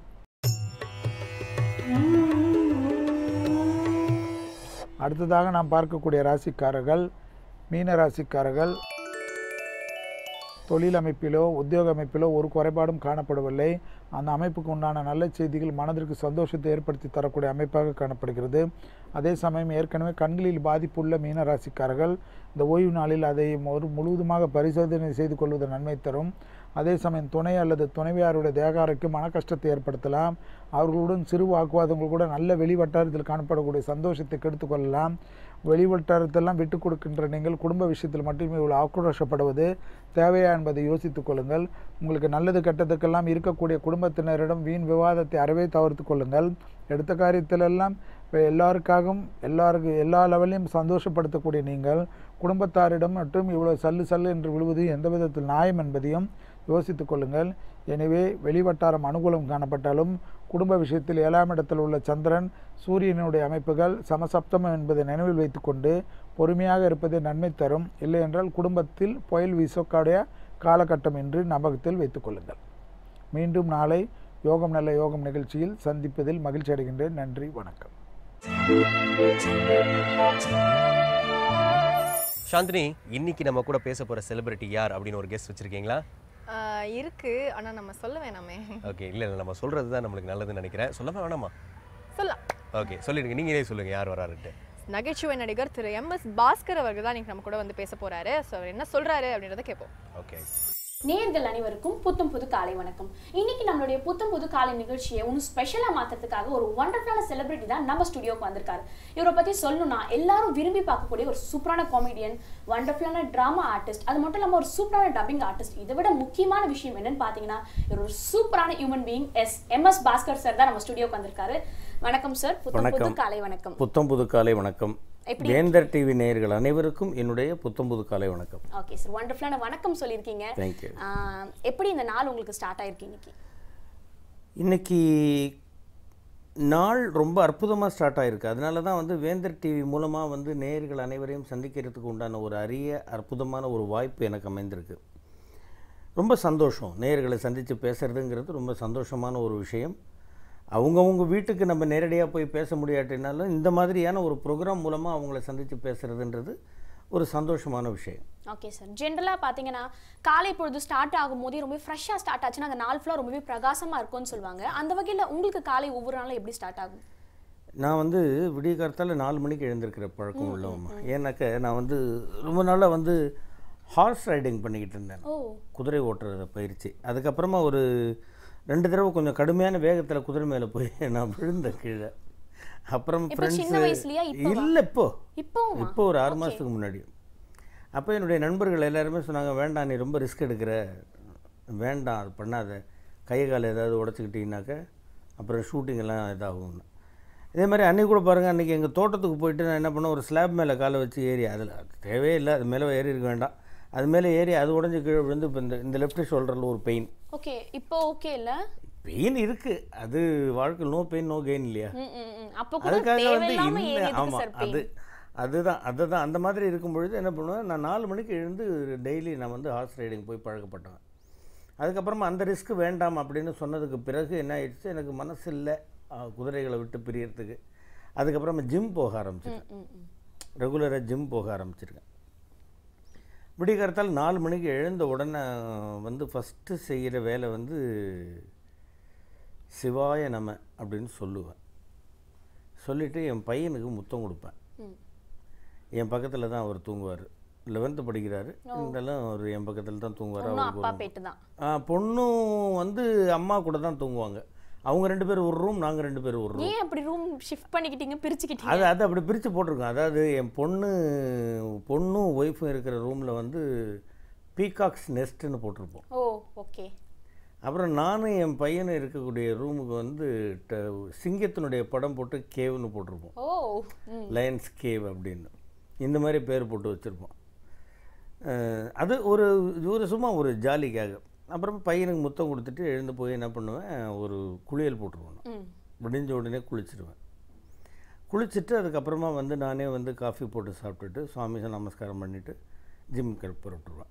இப்போ கொஞ்சம் கை அடிபட்டுருக்கிறதுனால இப்போ கொஞ்சம் நாளில் ஜிம் போகலை, கொஞ்சம் நல்லா ரெஸ்ட் எடுக்கிறேன். கொஞ்சம் தூக்கத்தில் நல்ல தூக்கம். இப்போது போயிட்டு வந்த உடனே என்ன பண்ணுவேன், ஷூட்டிங்க்கு தகுந்த மாதிரி அட்ஜஸ்ட் பண்ணிக்கிட்டு அதுக்கு தகுந்த மாதிரி அசிஸ்டன்ட்ஸ் எல்லாம் வர சொல்லிவிட்டு ஜிம் போயிட்டு வந்துட்டு கரெக்டாக மார்னிங் 7 o'clock ஷூட்டிங்னா அன்றைக்கி ஜிம் போக மாட்டேன். ஓகே, வந்துடுவேன். ஷூட்டிங் போய்ட்டு ஈவினிங் 6 மணிக்கு வந்தாக்க வீட்டுக்கு வந்து குளிச்சுட்டு அவசரம் மறுபடியும் ஜிம் போயிடுவேன். ஸோ இந்த மாதிரி வந்து எனக்கு ஒன்று ஷூட்டிங், ஜிம்மு, இல்லை தோட்டத்துக்கு மாதத்துக்கு ஒரு நாளோ இல்லை மாதத்துக்கு ஒரு 2 நாளோ அப்படி போவேன். இந்த மாதிரி தான் என்னுடைய பொழுதுபோக்கு. நல்லா சாப்பிடுவேன் திருப்தியாக. வீட்டு சாப்பாடு தான் ரொம்ப பிரியம். ஓகே, உங்கள் மனைவி சமைக்கிறதுலேயே உங்களுக்கு ரொம்ப பிடிச்ச சாப்பாடுனா என்ன? உருளைக்கிழங்கு சாம்பார், அப்புறம் வந்து சேப்பங்கிழங்கு ஃப்ரை. நல்ல காம்பினேஷன் சார், எனக்கும் அந்த காம்பினேஷன் ரொம்ப ரொம்ப பிடிக்கும். அப்புறம் வந்து மாங்காய் பொடி பொடியாக வெட்டி மிளகாய் போட்டு அது வைப்பாங்க. சுட்ட அப்பளம், பூண்டு ரசம், இந்த மாதிரி எல்லா ஐட்டமும் சொல்லிக்கிட்டே போகலாம். அந்த மாதிரி வந்து ரொம்ப உணவு பிரியன். ஆன்மீகத்தில் ரொம்ப ஈடுபாடு உண்டு. சிவன் ரொம்ப பிடிக்கும். எல்லா மதத்து கோயில்களுக்கும் நான் போவேன். சர்ச்சுக்கு போவேன், தர்காவுக்கு போவேன், எல்லா இடத்துக்கும் போவேன் நான். ஸோ வேறுபாடு கிடையாது. நான் ஒரு மனிதன். டோட்டலாக சொல்ல போனால் நீ எந்த மதம் அப்படின்லாம் கேட்டால் எனக்கு சொல்கிறதுக்கு தெரியாது. எனக்கு எல்லா இறைவர்களும் கடவுளர்கள் எல்லா கடவுளர்களையும் பிடிக்கும். ஓகே, ஜென்ரலாக உங்களை பற்றி சர்ச் பண்ணும்போதும் பார்த்தீங்கன்னா ரொம்ப நல்லா தமிழ் பேசுகிறீங்க, ரொம்ப நல்லா தமிழ் உச்சரிக்கிறீங்க. அதே போல் பார்த்தீங்கன்னா கடவுளை பற்றின நிறைய பேச்சுக்கள், எதை பற்றி பேசினா ஆரம்பித்தாலும் கடவுள் அப்படின்ற ஒரு விஷயம் வந்து. இல்லை, தமிழ் நல்லா உச்சரிக்கிறது வந்து ஒரு பயத்தில் தான். பயத்தில் தமிழ்? ஆமாம், எனக்கு நடுங்குது. இல்லை இல்லை இல்லை இல்லை என்னென்னா, எங்கள் அப்பா இப்படி உட்காந்துருப்பார் திண்ணையில், பேப்பரை படுறாம்பார். எங்கள் அப்பா 3வது வரைக்கும் தான் படித்தாங்க. ரொம்ப பெரிய மனிதர், தஞ்சாவூர் ஜில்லாவில். பேப்பர் படுறாம்பாங்க. பேப்பர் படிக்கும்போது அந்த இல்லு சொன்னார்கள் அப்படின்னு வந்துன்னா பள்ளியிருந்து கழுத்து மேலே ஒன்று விழும். ஆமாம், ஸ்ட்ரிக்ட் இல்லை, ரொம்ப ஃப்ரெண்ட்லி, ரொம்ப ஆசை எங்ககிட்டலாம். எனக்கு எங்கள் அப்பா தான் ரொம்ப பிடிக்கும் உயிர். பள்ளியிருந்து விழும் கழுத்தில் அடி. கொஞ்சம் நேரம் கிர்ன்னு இருக்கும், குடராட்டினம் சுற்றின மாதிரி இருக்கும். அப்போ அதுலேருந்து அடுத்த தடவை அந்த வார்த்தையை தப்பாக படிக்கக்கூடாது. இது டெய்லி ஏறக்குறைய டெய்லி அடி வாங்கியிருக்கேன் சின்ன வயசில் தப்பாக படிச்சுட்டு. இப்போவும் ஏதாவது ஒரு வார்த்தை கொஞ்சம் தவறுதுன்னா பின்னாடி உழப்போதோன்ற ஒரு பயத்திலேயே, அந்த பயத்திலே அந்த இது இல்லாமல் தப்பு இல்லாமல் பேசிடணும் அப்படிங்கிறது. அப்படியே பேச ஆரம்பித்து அதற்கு பிறகு தமிழின் மீது ஒரு ஆர்வம் வந்தது. படிக்கணும், தமிழ் நல்லா படிக்கணும். உலகிலேயே இனிமையான மொழி எந்த மொழி நீங்கள் சொல்லுங்கள் பார்ப்போம். கண்டிப்பாக தமிழ்நாட்டில் பிறந்த நான் தமிழ்னு தான் சொல்ல முடியும். இது ஒரு விதமான கரெக்டான ஒரு பதில். ஆனால் உலகிலேயே மிக இனிமையான மொழி எது அப்படின்னு ஒரு கேள்வி கேட்டிங்கன்னாக்க அதுக்கு சரியான பதில் அப்படின்னு சொல்லணும்னா அவனுடைய தாய்மொழின்னு தான் சொல்லணும். எஸ், கண்டிப்பாக. அந்த மாதிரி வந்து நான் மாற்று மொழிக்கு வந்து விரோதி அல்ல. எனக்கு மலையாளம் நான் நல்லா பேசுவேன், தெலுங்கு நல்லா பேசுவேன், இங்கிலீஷ் நல்லா பேசுவேன், ஹிந்தி நல்லா பேசுவேன். இருப்பினும் தமிழ் தெரிந்தவர்களிடம் தமிழில் பேசுவதையே நான் விரும்புகிறேன். 2 பேருக்கு வந்து தமிழ் தெரியும், என்னத்துக்கு இங்கிலீஷில் பேசணும்? கண்டிப்பாக இல்லையா? திருவிடைமருதூர் கோயில் வாசலில் வந்து நான் வெளியில் வரேன், சந்தோஷ் சுப்ரமணியம் ஷூட்டிங்கு. ஒருத்தர் வந்தார், ஆக்டிங் அப்படின்னாரு. Yes, I am acting. What picture? Santhosh Subramaniam. You character? I am a professor in that. உடனே நான் அவரை மாற்றி கேள்வி கேட்டேன். You working? அவர் ஸ்டைல்லே. எஸ். What work? அவருக்கு தெரிஞ்ச இங்கிலீஷ்லேயே அதே English. Teacher, how much you are drawing? No, only maths teacher. அந்த இழவு வரல இல்லை. how much you are drawingனு நான் கேட்டதுக்கு உனக்கு பதில் சொல்ல தெரியல இல்லை. அப்புறம் ஏன் இந்த ஆங்கிலத்தை பிடிச்சி இழுக்கிறீங்க? தமிழில் பேசுங்களேன் அப்படின்னு மேக்ஸிமம் வந்து எங்கள் அப்பா வந்து என்ன சொல்லியிருக்கிறாருன்னா, யாருக்கும் கை கொடுக்காத, வணக்கம் சொல்லு. ஏன் வணக்கம் சொல்கிறேன்னாக்கா, நீ கை கொடுத்தீங்கன்னா எதிர்க்க இருக்கிறவனை மனுஷன் நான் நினைக்கிற, வணங்குனீன்னா எதிர்க்க இருக்கிறவனை நீ தெய்வமாக நினைக்கிற, எதுவாக நினைக்கிறே நீ ஏன் நினச்சிக்கோ அப்படின்னாரு. அதுவும் ஒரு நல்ல பாயிண்ட்டாக தானே இருக்குது. இப்போ வந்து என்னால் முடிந்த அளவிற்கு மற்றவர்களுக்கு நான் வணங்குவதே வழக்கமாக வச்சுருக்கேன். அது கோவிச்சுக்கிறாங்க சில பேர், கை கொடுக்கலன்னாக்க. இன்னும் தொடமாட்டீங்களா எங்களை? தொடமாட்டேன்னு சொல்லலையா, கட்டி கூட பிடிக்கிறேயா, ஆனால் கை கொடுக்கறது வேண்டாம். அந்த மாதிரி எல்லாம் சில விஷயங்கள், தமிழ்நாட்டினுடைய பழக்க வழக்கங்கள், தமிழின் மீது உள்ள ஆர்வம், இதெல்லாம் சேர்ந்து தான் என்னை வந்து தமிழ் நிறைய பேச வைக்குது. ஸோ ஜென்ரலாக பார்க்கணுன்னா MS பாஸ்கர் சார் குழந்தையிலேருந்தே அவங்க அப்பாவோட வளர்ப்பு பெஸ்ட்டாக இருந்ததுனால தான் இப்போ ஒரு நல்ல மனிதன். நிச்சயமா. ஓகே, கண்டிப்பாக பார்த்துட்டு இருக்க நிறைய பேர் வந்துட்டு நம்ம குழந்தைய இது மாதிரி வளர்க்கணும், தமிழ் பற்றோடு வளர்க்கணும், தமிழ் பண்பாடோடு வளர்க்கணும்னு சொல்லிட்டு யோசிச்சுட்டே இருப்பாங்க. இல்லை, அதுக்காக வந்து வேறு மொழிகளை வந்து கற்றுக்கொள்ளாமல் அந்த குழந்தைகளை வளர்த்துறக்கூடாது. நம்ம தமிழ்நாட்டினுடைய எல்லையை தாண்டியாச்சு அப்படின்னாக்கா, அதுக்கப்புறமா வந்து ஆந்திராவுக்கு போயிட்டோம்னாக்கா தெலுங்கில் தான் பேசி ஆகணும், கேரளாவுக்கு போனோம்னா மலையாளத்தில் தான் பேசி ஆகணும். நீங்கள் இந்த மாதிரி லாங்குவேஜஸ் நிறைய கற்றுக்கிறத பற்றி நான் தவறு சொல்லவில்லை. அதற்காக நீ வந்து தமிழன் என்பதை மறந்து நீ மற்ற மொழியில் பேசுறது அப்படிங்கிறது தான் எனக்கு ஒத்துக்க மாட்டேங்குது. Okay fine. One more thing, நம்மளோட பண்பாட்டை மற்றவங்களுக்கு புரிய வைக்கணும்னா அவங்களோட லாங்குவேஜில் சொன்னதை அவங்களுக்கு புரிய வரும்ல. சொல்லணும், புரியணும். இப்போ நீங்கள் கேரளாவுக்கு போனீங்கன்னாக்கா, இப்போ டைரக்டர் சித்திக் இருக்கிறாரு, அப்புறம் ரோஷன் ஆண்ட்ரூஸ் இருக்கிறாரு, இப்போது படம்லாம் பண்ணிகிட்டு இருக்கிறாங்க. அதுக்கப்புறமா வந்து டைரக்டர் ஷாஜி கைலாஷ், இவங்களெல்லாம் பார்த்தா நான் மலையாளத்தில் தான் பேசுவேன். அவங்களுக்கு என்னை ரொம்ப பிடிக்கும். அப்போது சித்திக் சார் ரொம்ப கரெக்டாக சொல்லுவார். அதாவது ஒரு தமிழன் என்ன அப்படின்னு சொல்ல முடியாத அளவிற்கு மலையாளம் பேசக்கூடிய ஒரு ஆர்டிஸ்ட் பாஸ்கர் அப்படிம்பார். அதே மாதிரி கமல் அண்ணாவுக்கு என்னை ரொம்ப பிடிக்கும். எனக்கு அவருன்னா உயிர் அப்படின்றது எல்லாருக்குமே தெரியும். அவர் கரெக்டாக சொல்லுவார். அதே மாதிரி தசாவதாரம் படத்தில் வந்து இந்த ஹிந்தியில் டப் பண்ணும்பொழுது நானே போய் அது பேசிட்டு வந்தேன், ஹிந்தி பேசிட்டு வந்தேன். அந்த மாதிரி வந்து தமிழில் உள்ள மேக்சிமம் உள்ள வட்டார வழக்குகள் எல்லாத்தையும் வந்து கமல் அண்ணாவை பார்த்து நான் வந்து இப்போது பேசுகிறதுக்கு கற்றுக்கொண்டிருக்கிறேன், பேசிக்கிட்டு இருக்கேன். மற்ற ஊர் திருநெல்வேலி பாஷை, தஞ்சாவூர் பாஷை, மதுரை பாஷை, கோயம்புத்தூர் பாஷை, இப்படி எல்லாத்தையுமே. அப்போ கமல் அண்ணாவே ரொம்ப சொல்லுவார், அவன் எந்த பாஷை கொடுத்தாலும் பாஸ்கர் பேசுவான் அப்படின்னு ரொம்ப பாராட்டுவாங்க. அவ்வளோ பெரிய ஒரு கலைஞானி நம்மளை பாராட்டுறாங்க அப்படிங்கிறது வந்து ஒரு மிகப்பெரிய ஒரு விஷயம். பாராட்டுறது மட்டும் கிடையாது, தொடர்ந்து அடுத்தடுத்த படங்களையும் நீங்கள் நடிச்சிட்டு இருக்கீங்க. அது நான் பாக்கியம் பண்ணியிருக்கிறேன். அதுக்கு நான் அவருடைய பாதங்களை நான் காலகாலத்துக்கு நான் தொழணும் அப்படிங்கிறது தான் உண்மை. ஓகே, இதுலேருந்தே தெரியுது கமல் சாருக்கும் உங்களுக்குள்ள பாண்ட் எப்படிப்பட்டதுன்னு சொல்லி. ஐயோ, ரொம்ப எனக்கு அவருடைய இந்த சிலேடைகள் எனக்கு ரொம்ப பிடிக்கும். அது இப்போ நேற்றுக்கு முந்தா நாள் புஸ்தகத்தில் கூட நான் சொல்லியிருந்தேன். அதே மாதிரி ஒரு சீன் அவர் வந்து பண்ணியிருக்கிறாரு உத்தம வில்லனில். நான் பார்த்துட்டு எனக்கு கண்ணில் தண்ணி ஊற்றுது. அவர் நடித்ததை பார்த்துட்டு, இந்தண்ணா வந்து அப்படின்னார்.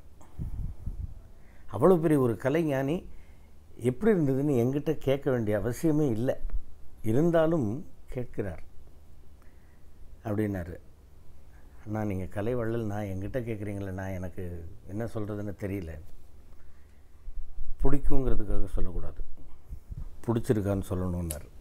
அந்த வார்த்தை விளையாட்டு பிரமாதமாக, ரொம்ப பிரமாதமாக இருக்கும். அதே மாதிரி தான் இந்த காலம் கோலம்ங்கிறது. அதுக்கப்புறமா வந்து என் மகள் வந்திருந்தாங்க தேட்டருக்கு ஒரு நாள். அவங்க இப்போ டப்பிங் எல்லாம் பேசுகிறதுக்கு ஆரம்பிச்சிருக்கிறாங்க, ஐஸ்வர்யா பாஸ்கர்னு. அவங்க அண்ணாவை பார்த்தோன்னே நமஸ்காரம் பண்ணாங்க. இருக்கட்டும் அப்படின்னாங்க. நான் சொன்னேன், இல்லை நான் பண்ணணுன்னா, நான் 3 வயசுலேருந்து பெரியப்பான்னு சொல்லி வளர்த்துருக்கேன்னா என் பொண்ணு அப்படின்னு. அப்படியா, சரி அப்பா ஒரு ஃபோட்டோ எடுங்கப்பா அப்படின்னாங்க. சரின்ட்டு நான் செல்லை வாங்கி ஃபோட்டோ எடுத்தோடனே அவங்க வாங்கி பார்த்துட்டு, அப்பா ஷேக் ஆகிடுச்சுப்பா, வேறு யாராவது எடுங்க அப்படின்னாங்க. உடனே அண்ணா சொன்னாங்க, என்ன நீங்கள் கேமராவை கையாடல் பண்ணிட்டீங்க என்னாரு. கையாடல் பண்ணிட்டேன். அது 2 அர்த்தம் இருக்குது பாருங்கள். கையாடல்னா திருடுவதுன்னு ஒரு அர்த்தம் ஒன்று இருக்குது, கை ஆடல் பண்ணுறது அப்படியா? அதான் எவ்வளோ பெரிய ஒரு இது, ஒரு சட்டுன்னு அப்படி சொல்றது பார்த்து. உண்மையிலேயே கமல் சாரோட நடிப்பை விரும்பி பாக்குறவங்க அவரோட பேச்சை கேட்டா மேடையில அவர் பேசுறதை கேட்கும்போது கேட்டுட்டே இருக்கணும் போல கேட்டுக்கிட்டே இருக்கும். இருக்கணும் அந்த போல அளவுக்கு அதுவும் தமிழ் தெரியாதவங்க கூட தமிழ் இந்த அளவுக்கு இனிமையானதா அப்படின்னு சொல்லி ஆமாம், யோசிச்சு. நம்ம சொல்லுன்னு சொல்கிறோம் இல்லையா, அதை கூட சொல்ல மாட்டாங்க, சொல், அதை கரெக்டாக சொல்லுவாங்க. ஸோ அதனால் எனக்கு ரொம்ப அண்ணாவனுடைய தமிழ் ரொம்ப பிடிக்கும். அவங்க பேசுகிறது அதே மாதிரி இங்கிலீஷ் பேசுனாங்கன்னாக்கா ஒரிஜினல் அமெரிக்கன் மாதிரி பேசுவாங்க. தசாவதாரம் பார்த்துருப்பீங்களே? எஸ், கண்டிப்பா. அதுல எத்தனை ஒரு டிரான்ஸ்ஃபர்மேஷன், குரல்லையும் அந்த டிரான்ஸ்ஃபர்மேஷன் இருந்துச்சு, உச்சரிப்புலயும் டிரான்ஸ்ஃபர்மேஷன். ஜப்பானீஸ் பேசியிருந்தாங்க. ஓ, ஜப்பானீஸ் அந்த ஜப்பான்காரருக்கு அவருக்கு பேசியிருந்தாங்க. அதே மாதிரி அந்த வின்சென்ட் பூராகவன் ஒரு கேரக்டர் வந்து நாகர்கோயில்காரராக வந்து பேசினாங்க.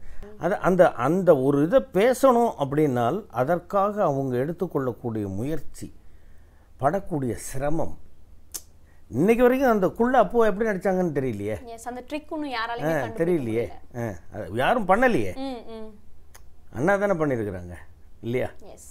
ஸோ அந்த மாதிரி வந்து அவங்களோட பழகிறதெல்லாம் எனக்கு கிடைத்த ஒரு மிகப்பெரிய பாக்கியம் அப்படின்னு தான் நான் சொல்லுவேன்.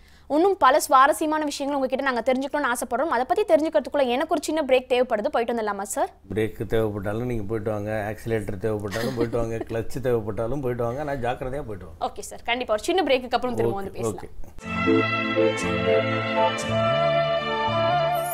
கமல் சார், உங்களுக்கான பாண்ட் பத்தி நீங்க சொன்னீங்க. இதை பத்தி இன்னும் நிறைய நேரம் பேசிட்டே இருக்கலாம். அதுல உங்களுக்கும் ஈடுபாடு ஜாஸ்தின்றது எனக்கு புரியுது.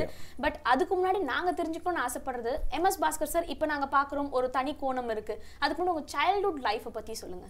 சைல்ட்ஹுட் லைஃப் வந்துமா, நான் கொஞ்சம் ரொம்ப சேட்டையான பையன். படிப்புல சுட்டியா? அவ்வளோ இல்லை, பிரைட்டு கிடையாது.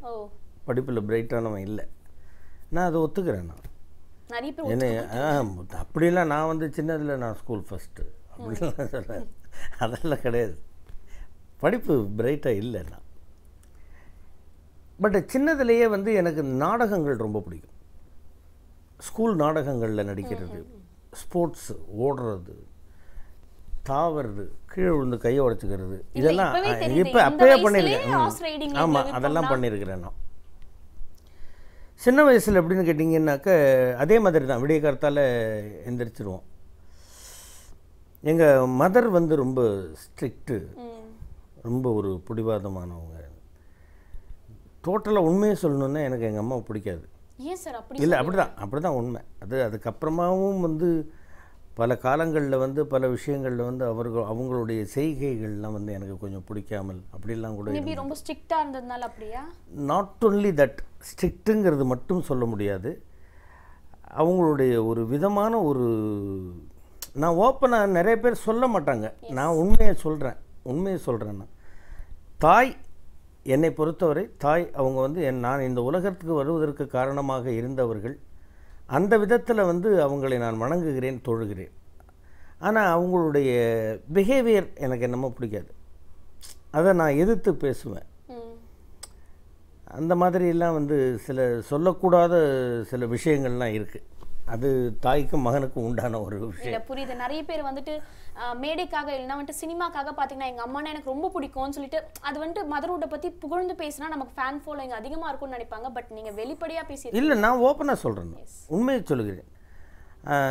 சில பேர்கிட்ட வந்து போகக்கூடாது, சில பேரை வந்து தீண்டக்கூடாது அப்படின்லாம் சொல்லுவாங்க. அது எனக்கு பிடிக்காது. நான் எல்லாரோடும் பழகுவேன், எல்லாரையும் தொடுவேன். எல்லாருமே வந்து என்னுடைய சகோதரர்கள் தான்.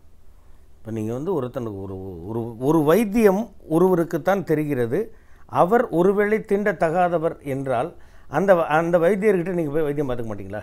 அது எப்படி பார்த்துக்காம இருக்க முடியும்? இதுதான் என்னுடைய கேள்வி. இதுதான் எனக்கு அவங்களுக்கும் பிரச்சனை வரும். நீங்கள் ஏன் அதை சொல்கிறீங்க, அவரை ஏன் தொடக்கூடாதுன்னு சொல்கிறீங்க? அப்போ அவர் கொடுக்குற காசை ஏன் வாங்குறீங்க? காய்கறி விற்பவர் வந்து ஒரு தாழ்ந்த சாதிக்காரராக இருந்தால் அவரை நீங்கள் ஏன் தொடக்கூடாதுன்றீங்க? அவர் கொடுக்குற காசை மட்டும் ஏன் வாங்கி வச்சுக்கிறீங்க? காசில் தண்ணி தெளித்தாங்க, ரூபாயிலையும் தண்ணி தெளிங்க, என்ன ரூபாயில் தண்ணி ஊற்றுங்க, என்ன இதெல்லாம் எங்கள் அம்மாவுங்க எனக்கும் பிரச்சனை வரும். ஸோ அந்த மாதிரி வந்து சின்னதுலேயே வந்து நான் வந்து ஒரு புரட்சிகரமான கருத்துக்கள் உள்ளவனாகத்தான் நான் வளர்ந்தேன். அதே மாதிரி நண்பர்கள் அதிகம், விளையாடுவோம். சாயங்காலம் 6 மணிக்கு மேலே வெளியில் இருக்க மாட்டோம், வீட்டுக்கு போயிடுவோம், உட்காந்து படிக்க ஆரம்பிச்சிடுவோம். இப்படியே தான் என்னுடைய சின்ன வயசு வாழ்க்கை போச்சு. அதற்கு பிறகு வந்து எஸ்எஸ்எல்சியில் வந்து ஒரு எஸ்எஸ்எல்சி அப்போது இப்போ +1 இப்போ +1 அப்போ எஸ்எஸ்எல்சியாக இருந்தது. எஸ்எஸ்எல்சியாக இருந்தது. அதாவது 9வது 10வது 11வதுன்றது எஸ்எஸ்எல்சி. அதுக்கப்புறம் தான் இப்போ தான் +2ன்னு வந்தது எஸ்எஸ்எல்சி. 4 தடவை எழுதினேன். 4 தடவை ஃபெயிலு. செம்ம ஃபைட் அடிப்பார் போல உங்க அப்பா. தப்பா படிச்சதுக்கே அப்படி அடிச்சவரு. இல்ல அப்பா வந்து அப்போ மேக்ஸிமம் அப்பா கிட்ட அடி வாங்கல. சரி படுற எந்த சப்ஜெக்ட்ல போச்சு அது மட்டுமா சொல்றீங்க? அது இல்ல அப்போ ஒரு பிரச்சனை என்னன்னு கேட்டிங்கன்னாக்கா உங்களுக்கு 5 சப்ஜெக்ட் தான் எங்களுக்கு. தமிழ், ஆங்கிலம், கணிதம், அப்புறம் வந்து அறிவியல், சரித்திரம், பூகோளம் ஒன்றாவே இருக்கும். ஹிஸ்ட்ரி அண்ட் ஜியாகிரஃபி ரெண்டும் ஒன்றா இருக்கும். இதில் ஏதாவது ஒரு சப்ஜெக்டில் 1 மார்க் போயிடுச்சுன்னு வச்சுங்களேன், மறுபடியும் எல்லாத்தையும் எழுதணும். அந்த மாதிரி தான் நான் வந்து 4 தடவை எழுதினேன். அதுக்கப்புறம் பியூசி படித்தேன், அதுக்கப்புறம் பிகாம் படித்தேன். பிகாம்லேயே நிறைய அரியர்ஸ் வச்சு தான் பாஸ் பண்ணேன். பட்டு இப்போது இருந்தாலும் வந்து எனக்கு எப்போவுமே கொஞ்சம் ஞாபக சக்தி ஜாஸ்தி. பட் இது ஏன் படிக்கும்போது ஒர்க் அவுட் ஆகலைங்கிறது தான் எனக்கு இன்றைக்கி வரைக்கும் புரியாத ஒரு புதிராக இருக்குது. படிக்கும் போது ஞாபக சக்தி வேறு மாதிரி இருக்குது, வேலைக்கு போகும்போது வேறு மாதிரி பயன்படுது. இப்போல்லாம் நிறைய பேர் கேட்பாங்க, ஏன்டா ஒரு டயலாக்கு ஒரே தடவை தான் அவங்க சொன்னாங்க, நீ வந்து அந்த அந்த இந்த இதை வச்சு நான் ஒரு காமெடி இருக்குது நான் சொல்கிறேன், ஒரே தடவை தான் சொன்னாங்க, நீ வந்து அப்படியே பேசிட்டியே, அது எப்படி? இது ஒரு பெரிய விஷயமே கிடையாது. ஒன்று லைன் ரீடிங் இல்லையா, லைன் ரீடிங் பண்ணணும் டெய்லி. காலையில் எழுந்தேன், காப்பி குடித்தேன், குளித்தேன், பணிக்கு புறப்பட்டேன். இப்போ நான் சொன்னது சொல்லுங்கள். காலையில் எழுந்தேன், குளித்தேன், காப்பி குடித்தேன்னு விட்டிங்களே நடுப்புற. அதான் அந்த மாதிரி இந்த மாதிரி வந்து படிக்கணும், லைன் ரீடிங் பண்ணணும். 10 லைன் வரைக்கும் படிச்சிட்டிங்கன்னு வச்சுங்களேன், அதுக்கப்புறமா ரைட்டு. இப்போ வந்து அப்பா நடித்த மனோகர் படம் மாதிரியோ இல்லை வீரபாண்டிய கட்டபொம்மன் மாதிரியோ பக்கம் பக்கமாக வசனத்தை நம்மளை பேச சொல்ல போகிறதில்ல.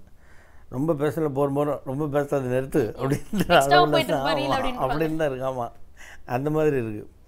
ஏன் 1 ரூபா கொடுத்தா 10 ரூபாய்க்கு நடிக்கிறேன் நீ இப்படிலாம் கேட்குறாங்க, என்ன ஜாலியாக. ஸோ இந்த லைன் ரீடிங் ஒன்று. 2வது கண்டென்ட்டை மட்டும் எடுத்துக்கிட்டு நீங்கள் பேசுனீங்கன்னு வச்சுங்களேன், நிறைய பேர் என்கிட்ட கேட்பாங்க, சார் உங்களுக்கு நீங்கள் நிறைய அதாவது உங்களுக்கு கொடுக்குற டைலாக் வந்து அவங்க எழுதி கொடுத்த மாதிரி இல்லையே, ரொம்ப ஃப்ளோவாக பேசுகிறீங்களே, அது எப்படி நீங்களாக பேசுகிறீங்களா டைலாக்? இதுதான் மேட்டர். ஓகே, அவங்க சொல்லக்கூடிய விஷயத்தை, அந்த கண்டென்ட், அந்த விஷயம் என்ன, அதை மட்டும் எடுத்துக்கிட்டு நம்ம பேசணும்னு வச்சுக்கோங்களேன், அது ஒரு மாதிரி இருக்கும். தெலுங்கு டப்பிங் ஆர்டிஸ்ட் ஒருத்தர் ஸ்ரீனிவாசன் பேர், டோபி ஸ்ரீனிவாசன் சொல்லுவாங்க, தொப்பி போட்டிருப்பார் அவர். ஒரு தடவை வெளியில் நிற்கிறார் டப்பிங் தேட்டருக்கு வெளியில். நான் நமஸ்காரண்ணா, நூவா ட்ரா அப்படின்னாரு. நேராக போனேன், உள்ளே கூட்டிகிட்டு போய் காமிச்சார். சின்ன பாப்பா பெரிய பாப்பா தான். அதை பாருன்னாரு.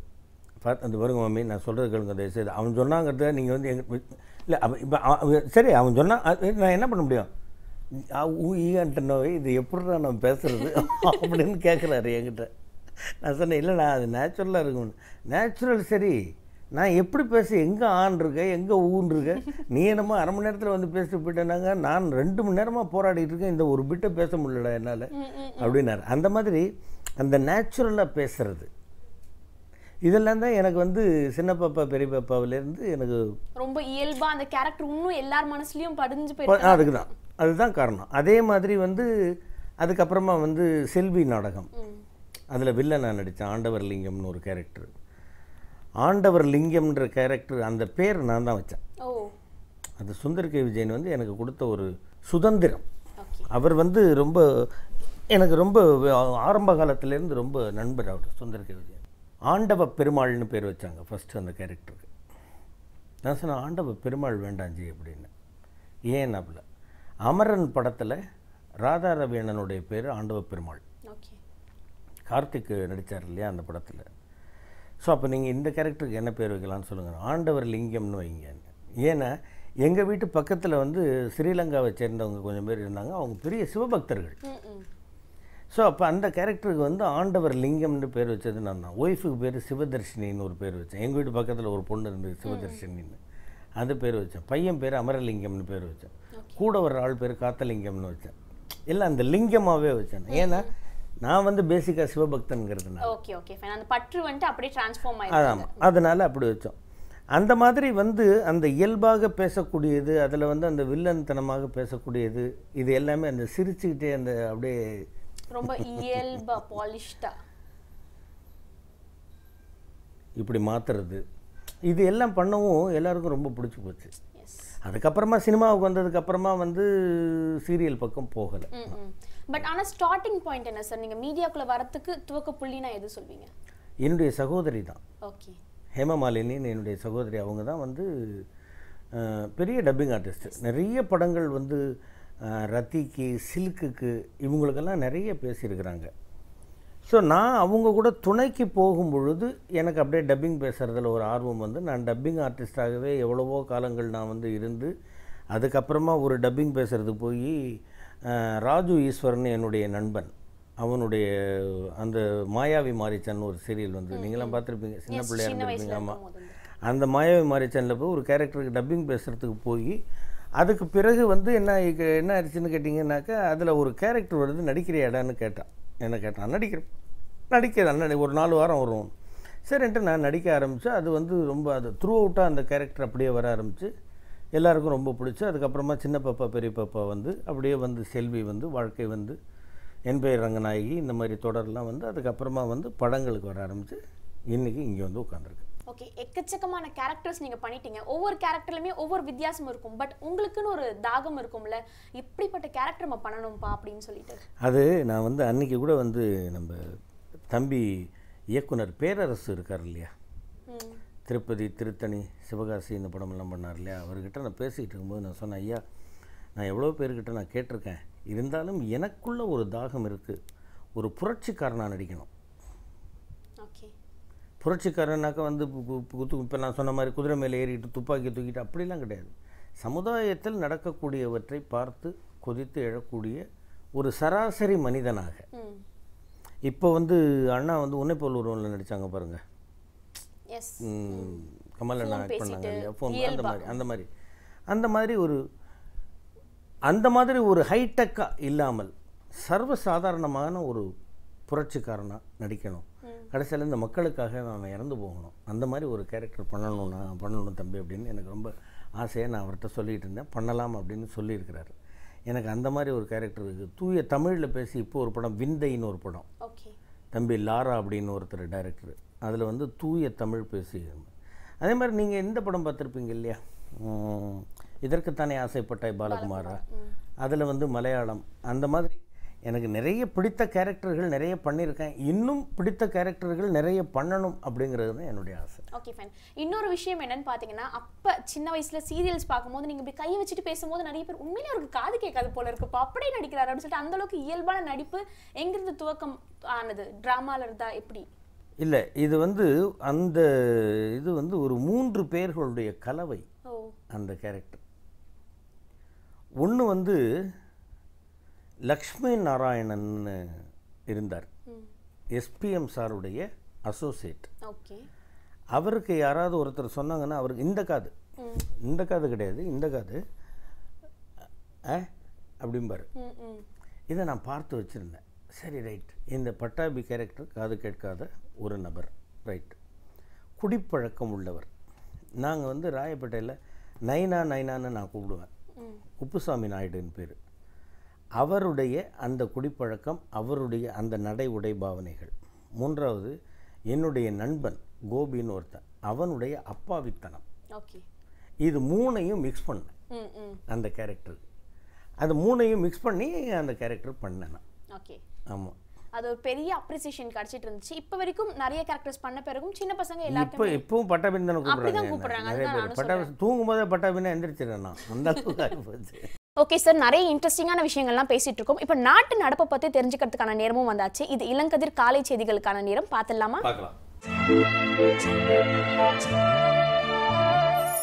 நிறைய படத்துக்கு நீங்கள் டப்பிங் தந்துட்டு இருக்கீங்க, இங்கிலீஷ் படத்துக்கும் நிறைய தந்துட்டு இருக்கீங்க. ஏதாவது ஒரு குரல் கிட்ட இது நம்ம பட்டாபி குரல் மாதிரியே இருக்கே அப்படின்னு தான் அவங்களை வந்துட்டு ஐடென்டிஃபை பண்ணுறாங்க. அந்த அளவுக்கு அந்த குரல் வந்துட்டு ஒரு பெரிய தாக்கத்தை கிரியேட் பண்ணியிருக்கு. இங்கிலீஷ் படத்துக்குலாம் டப் பண்ணும்போது உங்களோட ஃபீலிங் எப்படி இருக்கும்? என்ன இருந்தாலும் நீங்கள் வந்து ஒரு விஷயத்தை புரிஞ்சுக்கணும், அது இங்கிலீஷ் படம். ஓகே, நீங்கள் இங்கிலீஷ் எப்படின்னு கேட்டிங்கன்னாக்கா I told you not to go தேர்மா, நான் சொன்னேன் நீ அங்கே போகாதேன்னு அப்படின்னோம்னாக்கா நம்ம வந்து முதல்ல ஒரு தமிழ் ஹிந்தி சீரியல்ஸ் முதல்ல வந்து தெரியுமா, ஜுனூன் தமிழ்னு கூட நிறைய சொல்லிக்கிட்டு இருந்தாங்க. அது உங்களுக்கெல்லாம் தெரியாது, நீங்கள் ரொம்ப சின்ன குழந்தையாக இருந்திருப்பீங்க. அந்த மாதிரி ஆகிடும். அதை மாற்றணும். அங்கே போகாதேன்னு நான் உங்கள்கிட்ட சொன்னேன் அப்படின்னு நம்ம தமிழுக்கு கொண்டு வரணும். அந்த கேரக்டருக்கு நம்முடைய வாய்ஸை வந்து கரெக்டாக பொருத்தணும். கொஞ்சம் ஓரளவுக்கு லேசாக வந்து அதில் ஆங்கிலத்தையும் கலக்கணும். இப்படி பல விஷயங்கள் இருக்குது அதில். இப்போ டப்பிங்குன்றதே வந்து ஒரு அற்புதமான ஒரு கலை, சாதாரணமான விஷயம் கிடையாது. அது நான் கூட நிறைய பேர்கிட்ட நான் பேசி காமிச்சிருக்கேன். அது ஒரு பெரிய ஒருத்தருக்கு பேசினேன். After the war British wanted to try INA பீப்புள்னு இந்தியன் நேஷனல் ஆர்மியில் இருந்த ஒருத்தருக்கு நம்ம அவரை போய் பேட்டி எடுத்துகிட்டு வந்துட்டாங்க. அவருடைய வாய்ஸு சரியாக ரெக்கார்ட் ஆகலை. அப்போ எங்கிட்ட வந்து கேட்டாங்க, இந்த மாதிரி நீங்கள் பேசணும் அப்படின்னாங்க. சரின்ட்டு நான் பார்த்துட்டு பேசினேன். நான் அவருக்கு பேசினேன். நான் வாய்ஸை மாற்றணும். அந்த உதட்டுக்கு வாய்ஸு பொருந்தணும். அந்த உருவத்திற்கு தகுந்த மாதிரி வாய்ஸை கொண்டு வரணும். அந்த லிப்பை சிங்க் பண்ணணும். இவ்வளவு வேலைகள் இருக்குது டப்பிங்கில். After the war British wanted to try INA people அப்படின்னு மாற்றணும் பேசும்போது. புரியுதா? சும்மா எல்லா கேரக்டருக்கும் வந்து ஒரு இங்கிலீஷ், எனக்கு இங்கிலீஷ் தெரியும், நான் இங்கிலீஷ் மீடியத்தில் படித்தவொடனே இங்கிலீஷே பேசிக்கிட்டு இருந்தேன். நான் என் பொண்ணுக்கிட்ட நான் அதுதான் சொன்னேன். அப்போ அந்த டப்பிங் பாருங்கப்பா, நான் பேசுனது எப்படி இருக்குப்பா, நல்லா இருக்குமா, லாங்குவேஜ் கமாண்ட் கொஞ்சம் பார்த்துக்கோ, இப்படி பேசணும் இந்த இடத்துல, சரிப்பான்னு கேட்டுக்கோம். அது ஸோ அந்த மாதிரி நமக்கு தெரிந்தவற்றை சொல்லிக் கொடுக்கும். முதல்ல விஷயம் என்னை பொறுத்த வரைக்கும் நான் சொல்வது என்னென்னு கேட்டிங்கன்னா, நான் இது வரைக்கும் ஒரு நாள் கூட நான் ஷூட்டிங்கோ டப்பிங்கோ லேட்டாக போனதில்லை. அது ஏன்னு கேட்டிங்கன்னா, நான் பேசிக்காக வந்து சிவாஜி அப்பாவினுடைய பெரிய ரசிகன், வெறியன். அப்பா வந்து கடைசி வரைக்கும் வந்து ஒரு நாள் கூட லேட்டாக போனதில்லை. அவங்க நம்ம விட்டு பிரிந்து போகிற நாள் வரைக்கும் அவங்க ஷூட்டிங் போகிற நாளில் ஒரு நாள் கூட லேட்டாக போனதில்லை அப்படின்னு நான் கேள்விப்பட்டிருக்கேன். ஸோ அவங்கள நம்ம தெய்வமாக ஏற்றுக்கிட்டு நம்ம இருக்கும் பொழுது அதுக்கு தகுந்த மாதிரி நடந்துக்கணும் அப்படிங்கிறது தான் நான் மற்ற நண்பர்கள், புதிதாக வரக்கூடிய இளைஞர்கள் எல்லாருக்கும் நான் சொல்கிறது இது தான். ஐயா, தயவு செய்து நீங்கள் வந்து லேட்டாக வராதிங்க. ஏன்னா இப்போ நீங்கள் ஒரு இடத்துக்கு நீங்கள் 3 மணிக்கு போக வேண்டியிருக்கும். இப்போ நான் வந்து காலையில் 7 மணிக்கு வந்தால்தான், இல்லை 9 மணிக்கு வந்தால்தான் அந்த வேலையை முடிக்க முடியும் போது நான் 11 மணி 12 மணிக்கு வந்தேன்னு வச்சுக்கோங்க, உங்களுடைய வேலையும் பாதிக்கப்படும் இல்லையா? அதனால் நான் சொல்கிறது இதுதான், சீக்கிரமாக வந்து பழகுங்க அப்படின்னு. இவ்வளோதாம்மா, சிம்பிள், வேறு ஒன்றும் கிடையாது. நேரம் தவறாமை, கடுமையான முயற்சி, விடாமுயற்சி, உண்மையான உழைப்பு, இதெல்லாம் இருந்தால் நிச்சயமாக ஓரளவுக்காவது நீங்கள் இண்டஸ்ட்ரியில் புகழ் பெறலாம் அப்படிங்கிறது தான் என்னுடைய கருத்து, தாழ்மையான கருத்து. இப்போ இருக்க யங்ஸ்டர்ஸ் இது கேட்டாங்கன்னா கண்டிப்பாக ஃபாலோ பண்ணுவாங்கன்னு நினைக்கிறேன். நிச்சயம். நம்ம டப்பிங்கை பற்றி பேசிகிட்டு இருந்தோம். ஜென்ரலாக பார்த்தீங்கன்னா ஒரு கேரக்டருக்கு டப்பிங் தரத்துக்கும் ஒரு கார்ட்டூன் கேரக்டர் இல்லை ஒரு அனிமலுக்கு டப்பிங் தரத்துக்கும் வித்தியாசம் இருக்கும். நீங்கள் அப்படி கொடுத்துருக்கீங்கன்னு நினைக்கிறேன். நான் கொடுத்துருக்கேன், நிறைய கொடுத்துருக்கேன். அப்படி இருக்கும்போது இப்படி இருக்கும் ஒரு அனிமலோட கற்பனையோட வந்து பேசுறதுன்றது, அது எந்த அனிமல் அப்படின்றத பொறுத்து இருக்கணும். மெல்லிசா இருக்கும் முயலா, அதுக்கு தகுந்த மாதிரி, இல்லை கரடியா, அதுக்கு தகுந்த மாதிரி, யானை ஓ அப்படின்ற மாதிரி. அதான் நான் சொன்னேன் இல்லையா, கொஞ்சம் மிமிக்ரி திறமையும் வேணும். அதில் கொஞ்சம் அதுக்கு தகுந்த மாதிரி வந்து அந்த வாய்ஸை மிக்ஸ் பண்ணணும். சேர்த்து இப்போ முயல் அப்படி பேசணும். ஸோ அந்த மாதிரிலாம் பேச வேண்டியிருக்கு. அது அவங்கவுங்க வந்து அதுக்கு வாய்ஸை சூட் ஆனவங்க. முயலுக்கெல்லாம் நிறைய மேக்ஸிமம் வந்து லேடிஸ் அண்ட் குழந்தைகள் வாய்ஸை தான் நிறைய போடுவாங்க. அதுலேயே ஒரு வில்லன் மாதிரி ஒரு முயல் வருதுன்னாக்கா அதுக்கு ஆம்பளை வாய்ஸ் போடுவாங்க. அது இப்போது நிறைய அந்த மாதிரி படங்கள் வருது, வந்துக்கிட்டு தான் இருக்குது. பசங்கள்லாம் அங்கங்க படங்கள் வருது. பட் அந்த படங்கள் என்னதான் டப்பிங் பண்ணாலும் வந்துட்டு அதுக்கு உயிர் கொடுக்கறதுனா நம்ம ஆளுங்க டப்பிங் பண்றதுனால மட்டும் தான். நிச்சயம். ஓகே, நீங்க பேசிட்டு இருக்கும்போது சொன்னீங்க சிவாஜி அப்பா, நீங்க அதே மாதிரி கமல் சார் வந்துட்டு அண்ணா, நீங்க எல்லாருமே வந்துட்டு ஒரு உரிமையோடயே பேசிட்டு இருக்கீங்க. அப்படின்னா உங்களுக்கு இண்டஸ்ட்ரியோட இருக்க பாண்ட் ரொம்ப ரொம்ப அதிகம். எல்லாரோடையும் நான் அதே மாதிரி நான் உங்கள்கிட்ட ஒரு ஜோக் ஒன்று சொல்கிறேன்னு சொன்னேன் பார்த்தீங்களா, அந்த ஞாபக சக்தியை வச்சு ஒரு ஜோக்கு. ஓகே சொல்லுங்க. அதை நீங்கள் கேட்கறதுக்கு மறந்துட்டீங்க பாருங்க. சிவாஜி படம் ரஜினி அண்ணா கூட ஆக்ட் பண்ணுறேன். அவரே அண்ணன் தான் கூப்பிடுவாங்க. அவரும் பாஸ்கர் நானும் ஒரே மாதிரி இருக்கும் பாரு, 2 பேர் பேசும் ஒரே மாதிரி இருக்குன்னு மூஞ்சி வச்சுக்கிட்டு. ஓ, அது காமெடி கூட வந்திருக்குன்னு நினைக்கிறேன். அந்த சாங் பண்ணிட்டு இல்லை நான் ஒரு ஆர்டிஸ்ட் ஆகணும் அப்படின்னு சொல்லிட்டு சிவாஜி அது மாசிலாமணியில். அதே மாதிரி குரு என்னாலு படத்தில் வந்து விவேக்க லவ் பண்ணுவேன் தெரியுமா, அதில் கூட அந்த ஒரு கூடை சன்லைட் பாட்டில் கூட பார்த்தீங்கன்னா அப்படியே ரஜினி அண்ணா மாதிரியே பண்ணியிருந்தாங்க. ரஜினி அண்ணா எனக்கு ஃபோன் பண்ணாங்க. ஓகே. ஃபோன் பண்ணி சொன்னாங்க, அப்படியே என்னையே பார்க்குற மாதிரி இருக்குது பாஸ்கர், ரொம்ப சந்தோஷமாக இருந்தது, கீப் இட் அப் அப்படின்னாங்க. சிவாஜி படத்தில் நடிக்கும்போது என்ன பண்ணேன், டைலாக்ஸ் நிறைய வரும். அதில் ஏர்போர்ட் அத்தாரிட்டி, லோக்கல் முனிசிபாலிட்டி, அப்புறமா லோக்கல் போலீஸ் ஸ்டேஷன், அவங்க இவங்கன்னு ஒரு இது 8 இது வரும்.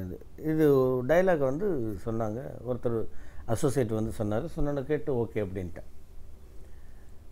ரஜினி அண்ணா அப்படியே பார்த்துட்டே இருந்தவங்க அப்படியே திரும்பி ஓகேவா அப்படின்னாங்க. ஓகேண்ணா,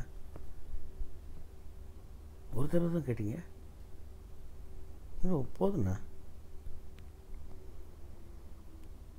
டப்பிங் எக்ஸ்பீரியன்ஸா வெரி குட், ஒரே தடவை கேட்டுட்டு ஓகே ரைட் முடித்தோடனே அண்ணா ஒரு நிமிஷம் நான் தனியாக கூப்பிட்டு வந்தேன்.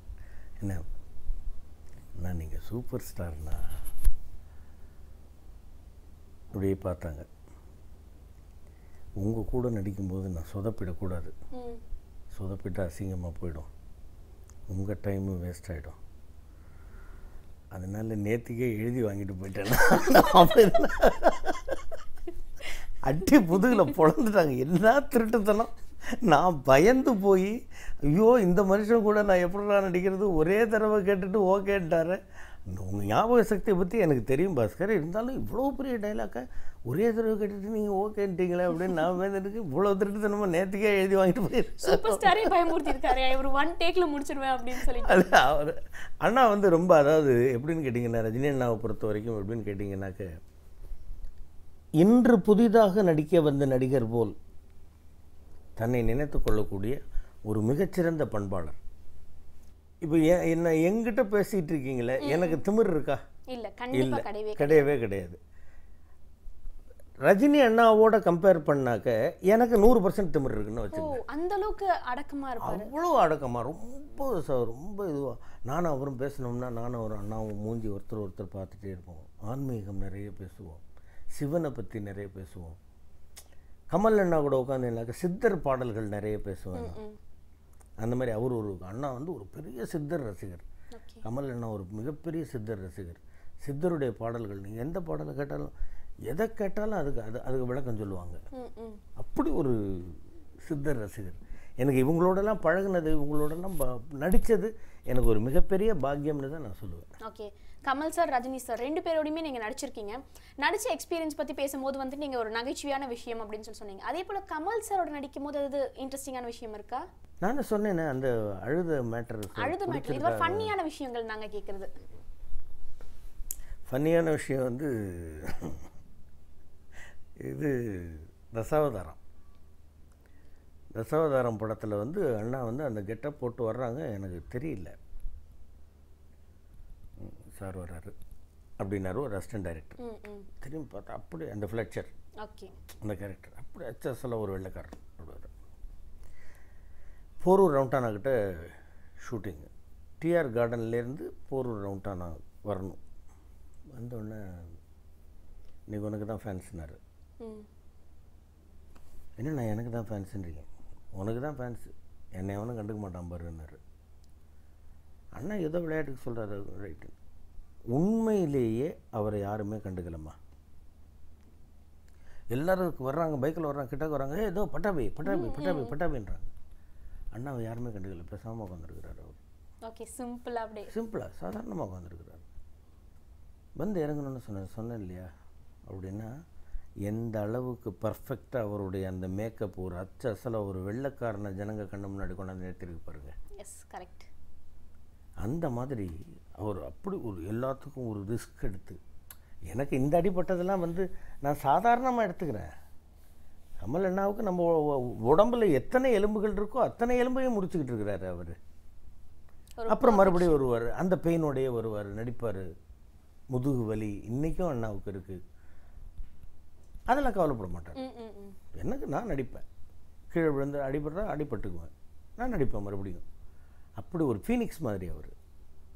ஸோ அவர் கூடலாம் நடிக்கிறதுன்றது ஒரு மிகப்பெரிய விஷயம், மிகப்பெரிய பாக்கியம் எனக்கு கிடைச்சது. ஓகே, இப்போ பேக் டு பேக் வர 2 படங்கள் நீங்கள் நடிக்க போகிறீங்க. பாபநாசமும் சரி, உத்தம வில்லனும் சரி. உங்களோட கேரக்டர் பற்றி சொல்லுங்கள், என்ன கேரக்டர் பண்ணுறீங்க?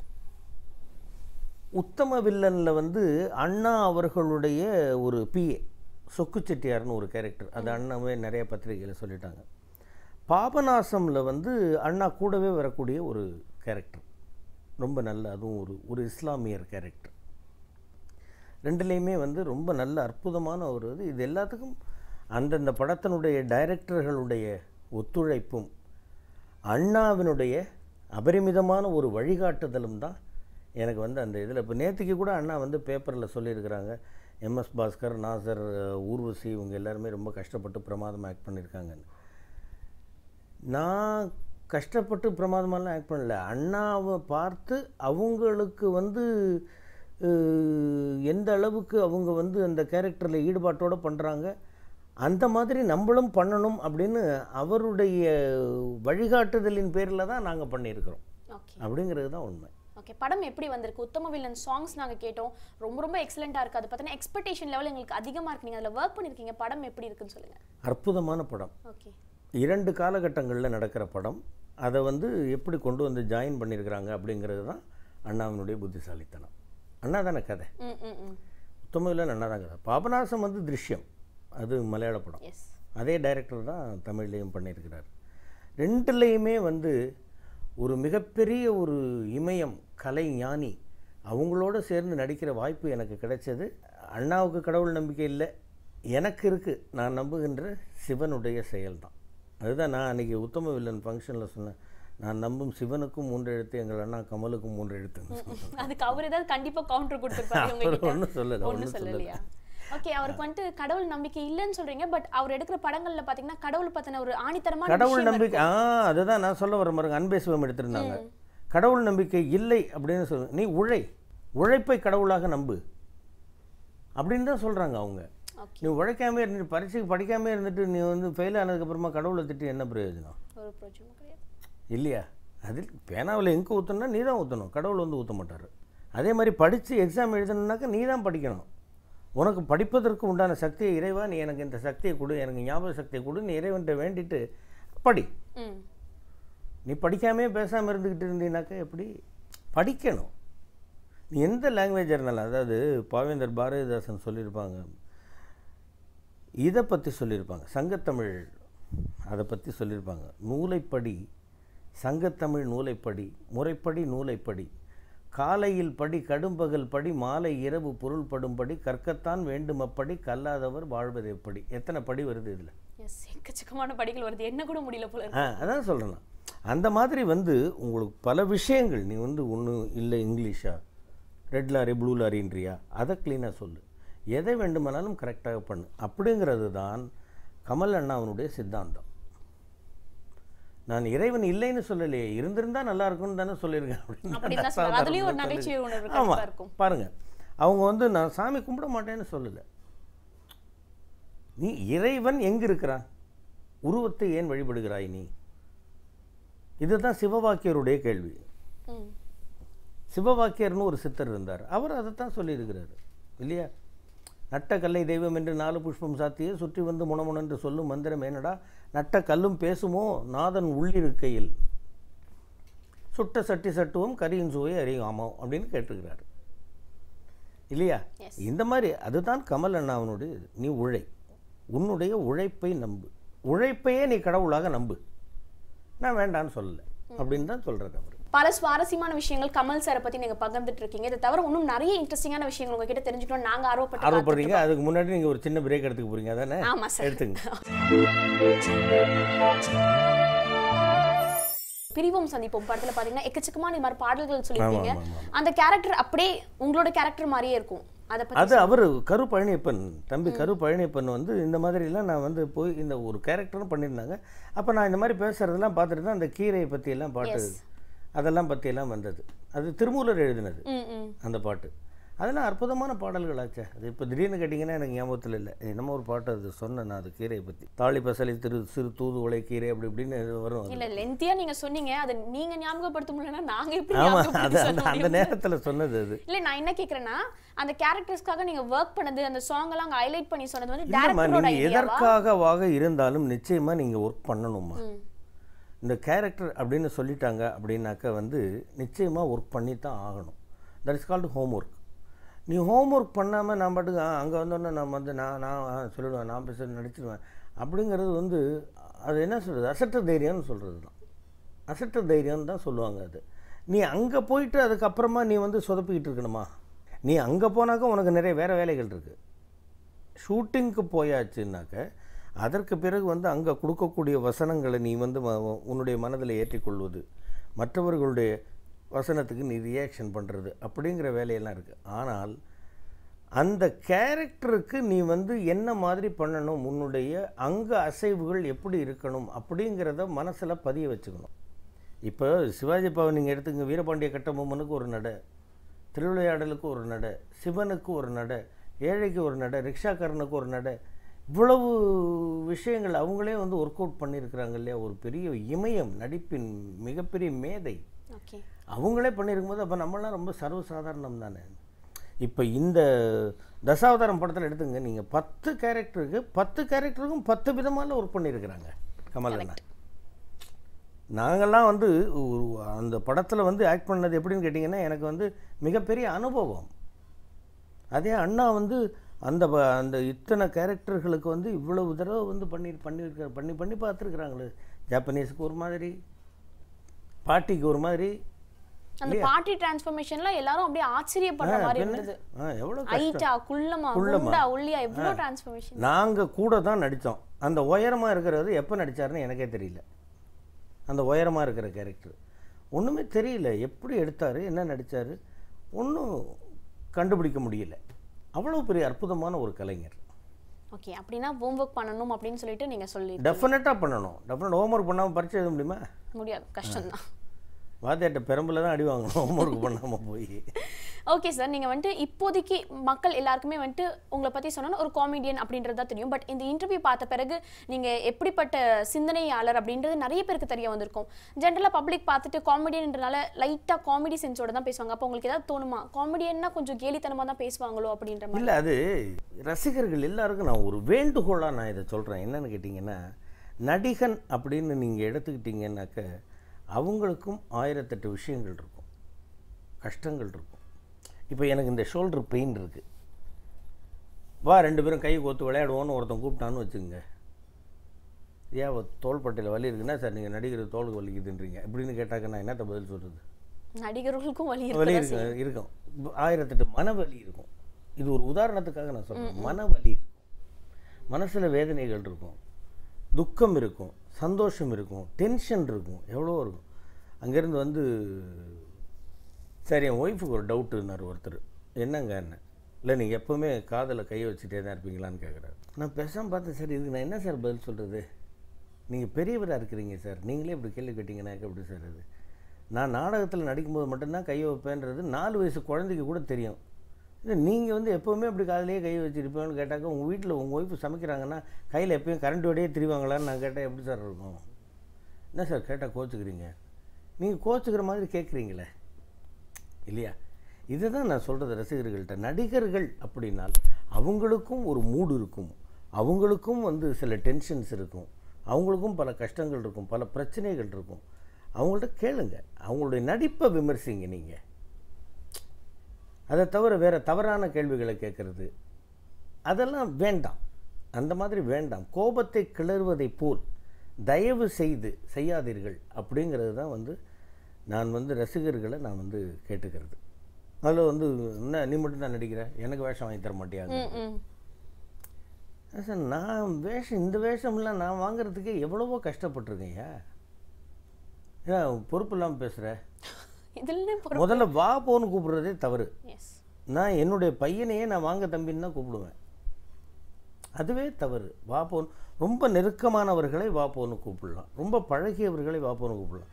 எடுத்தடுப்பில் பார்த்தோன்னே என்ன நீ மட்டும் நடிச்சுன்னுக்கிற, நீ எனக்கு வேஷம் வாங்கி தர மாட்டியா? சரி ரைட்டுப்பா, நான் வந்து நான் சொல்கிறத நான் எழுதி தர்றதை நீ படித்து முதல்ல நீ சொல்லு, அப்புறம் வேஷம் வாங்கி தரலாம். திடீர்னு சொன்னாக்க எப்படின்னு, பின்ன நீ நடிக்கிறதுக்கு உனக்கு நான் 5ஆண்டு திட்டம் போட்டால் நான் வர முடியும்?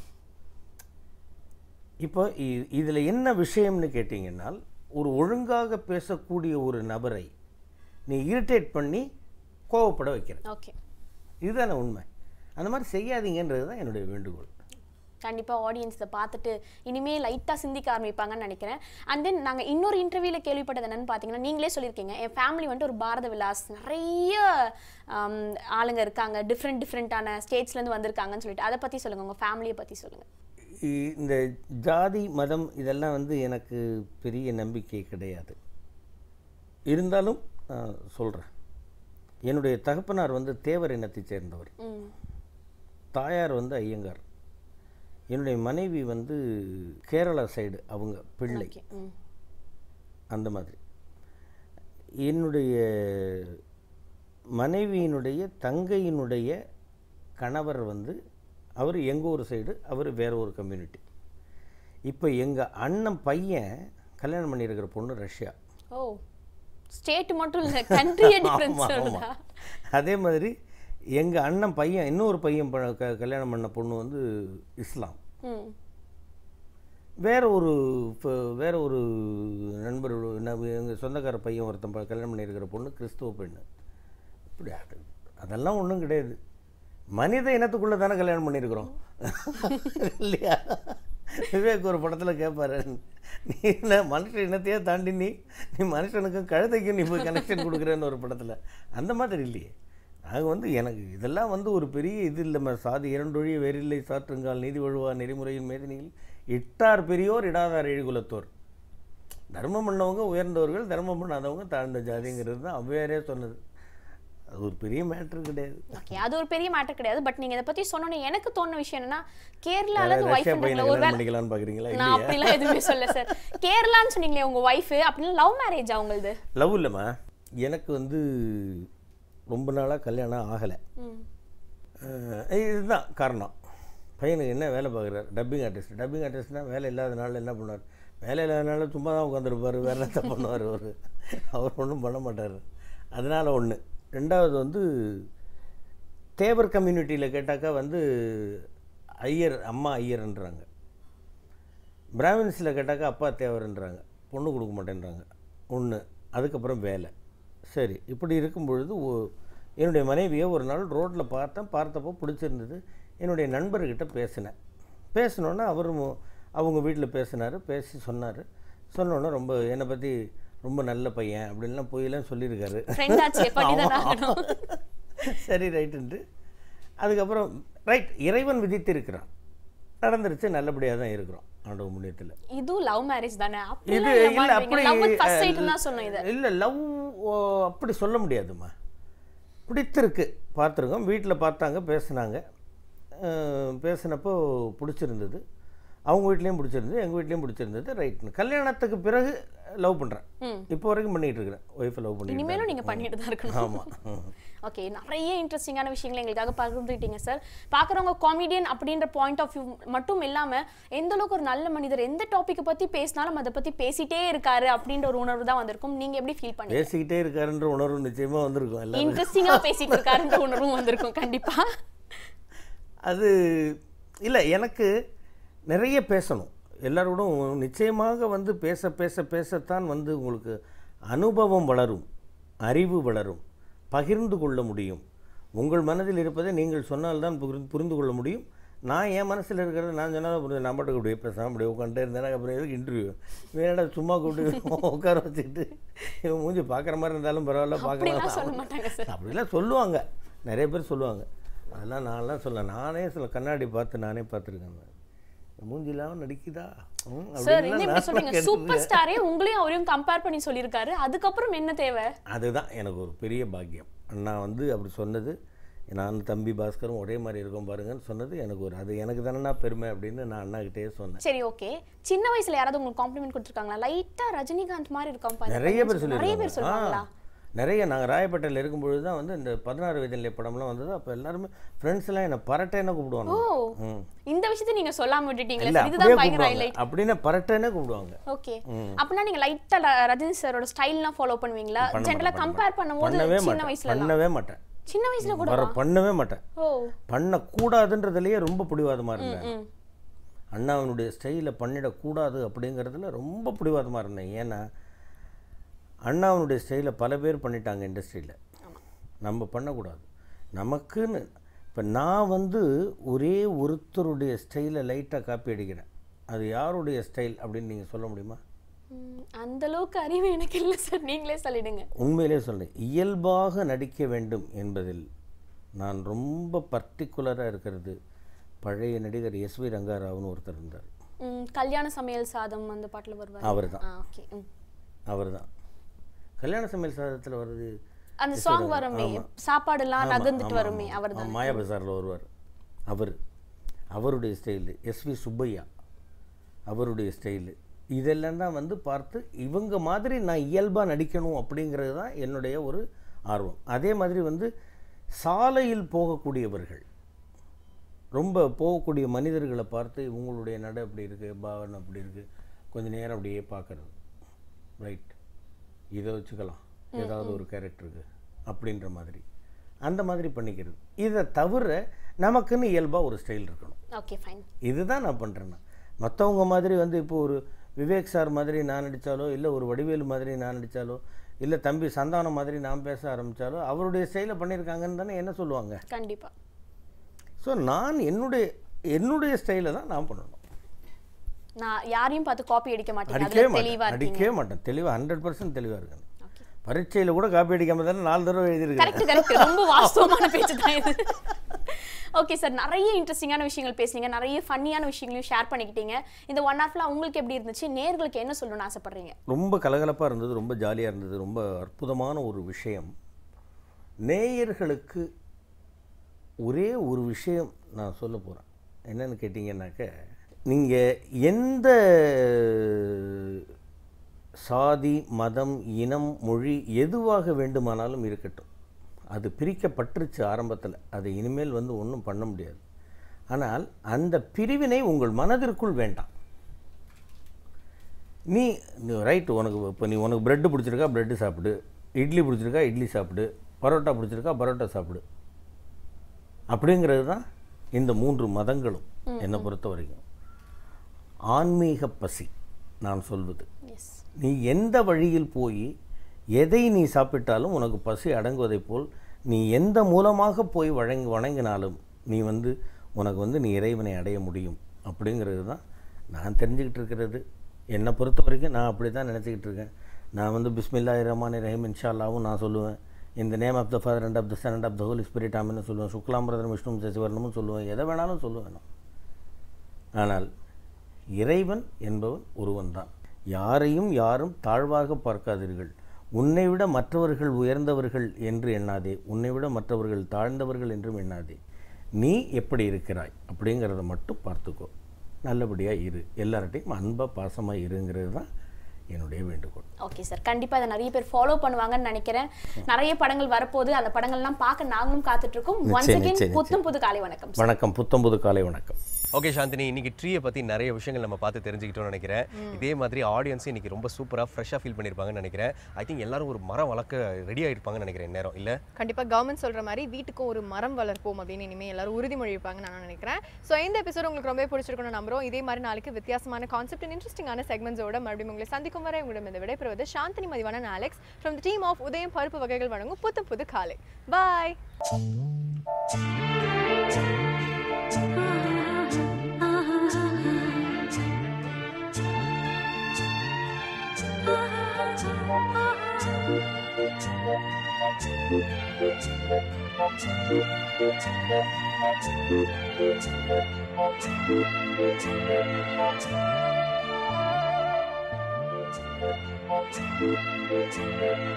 Thank you.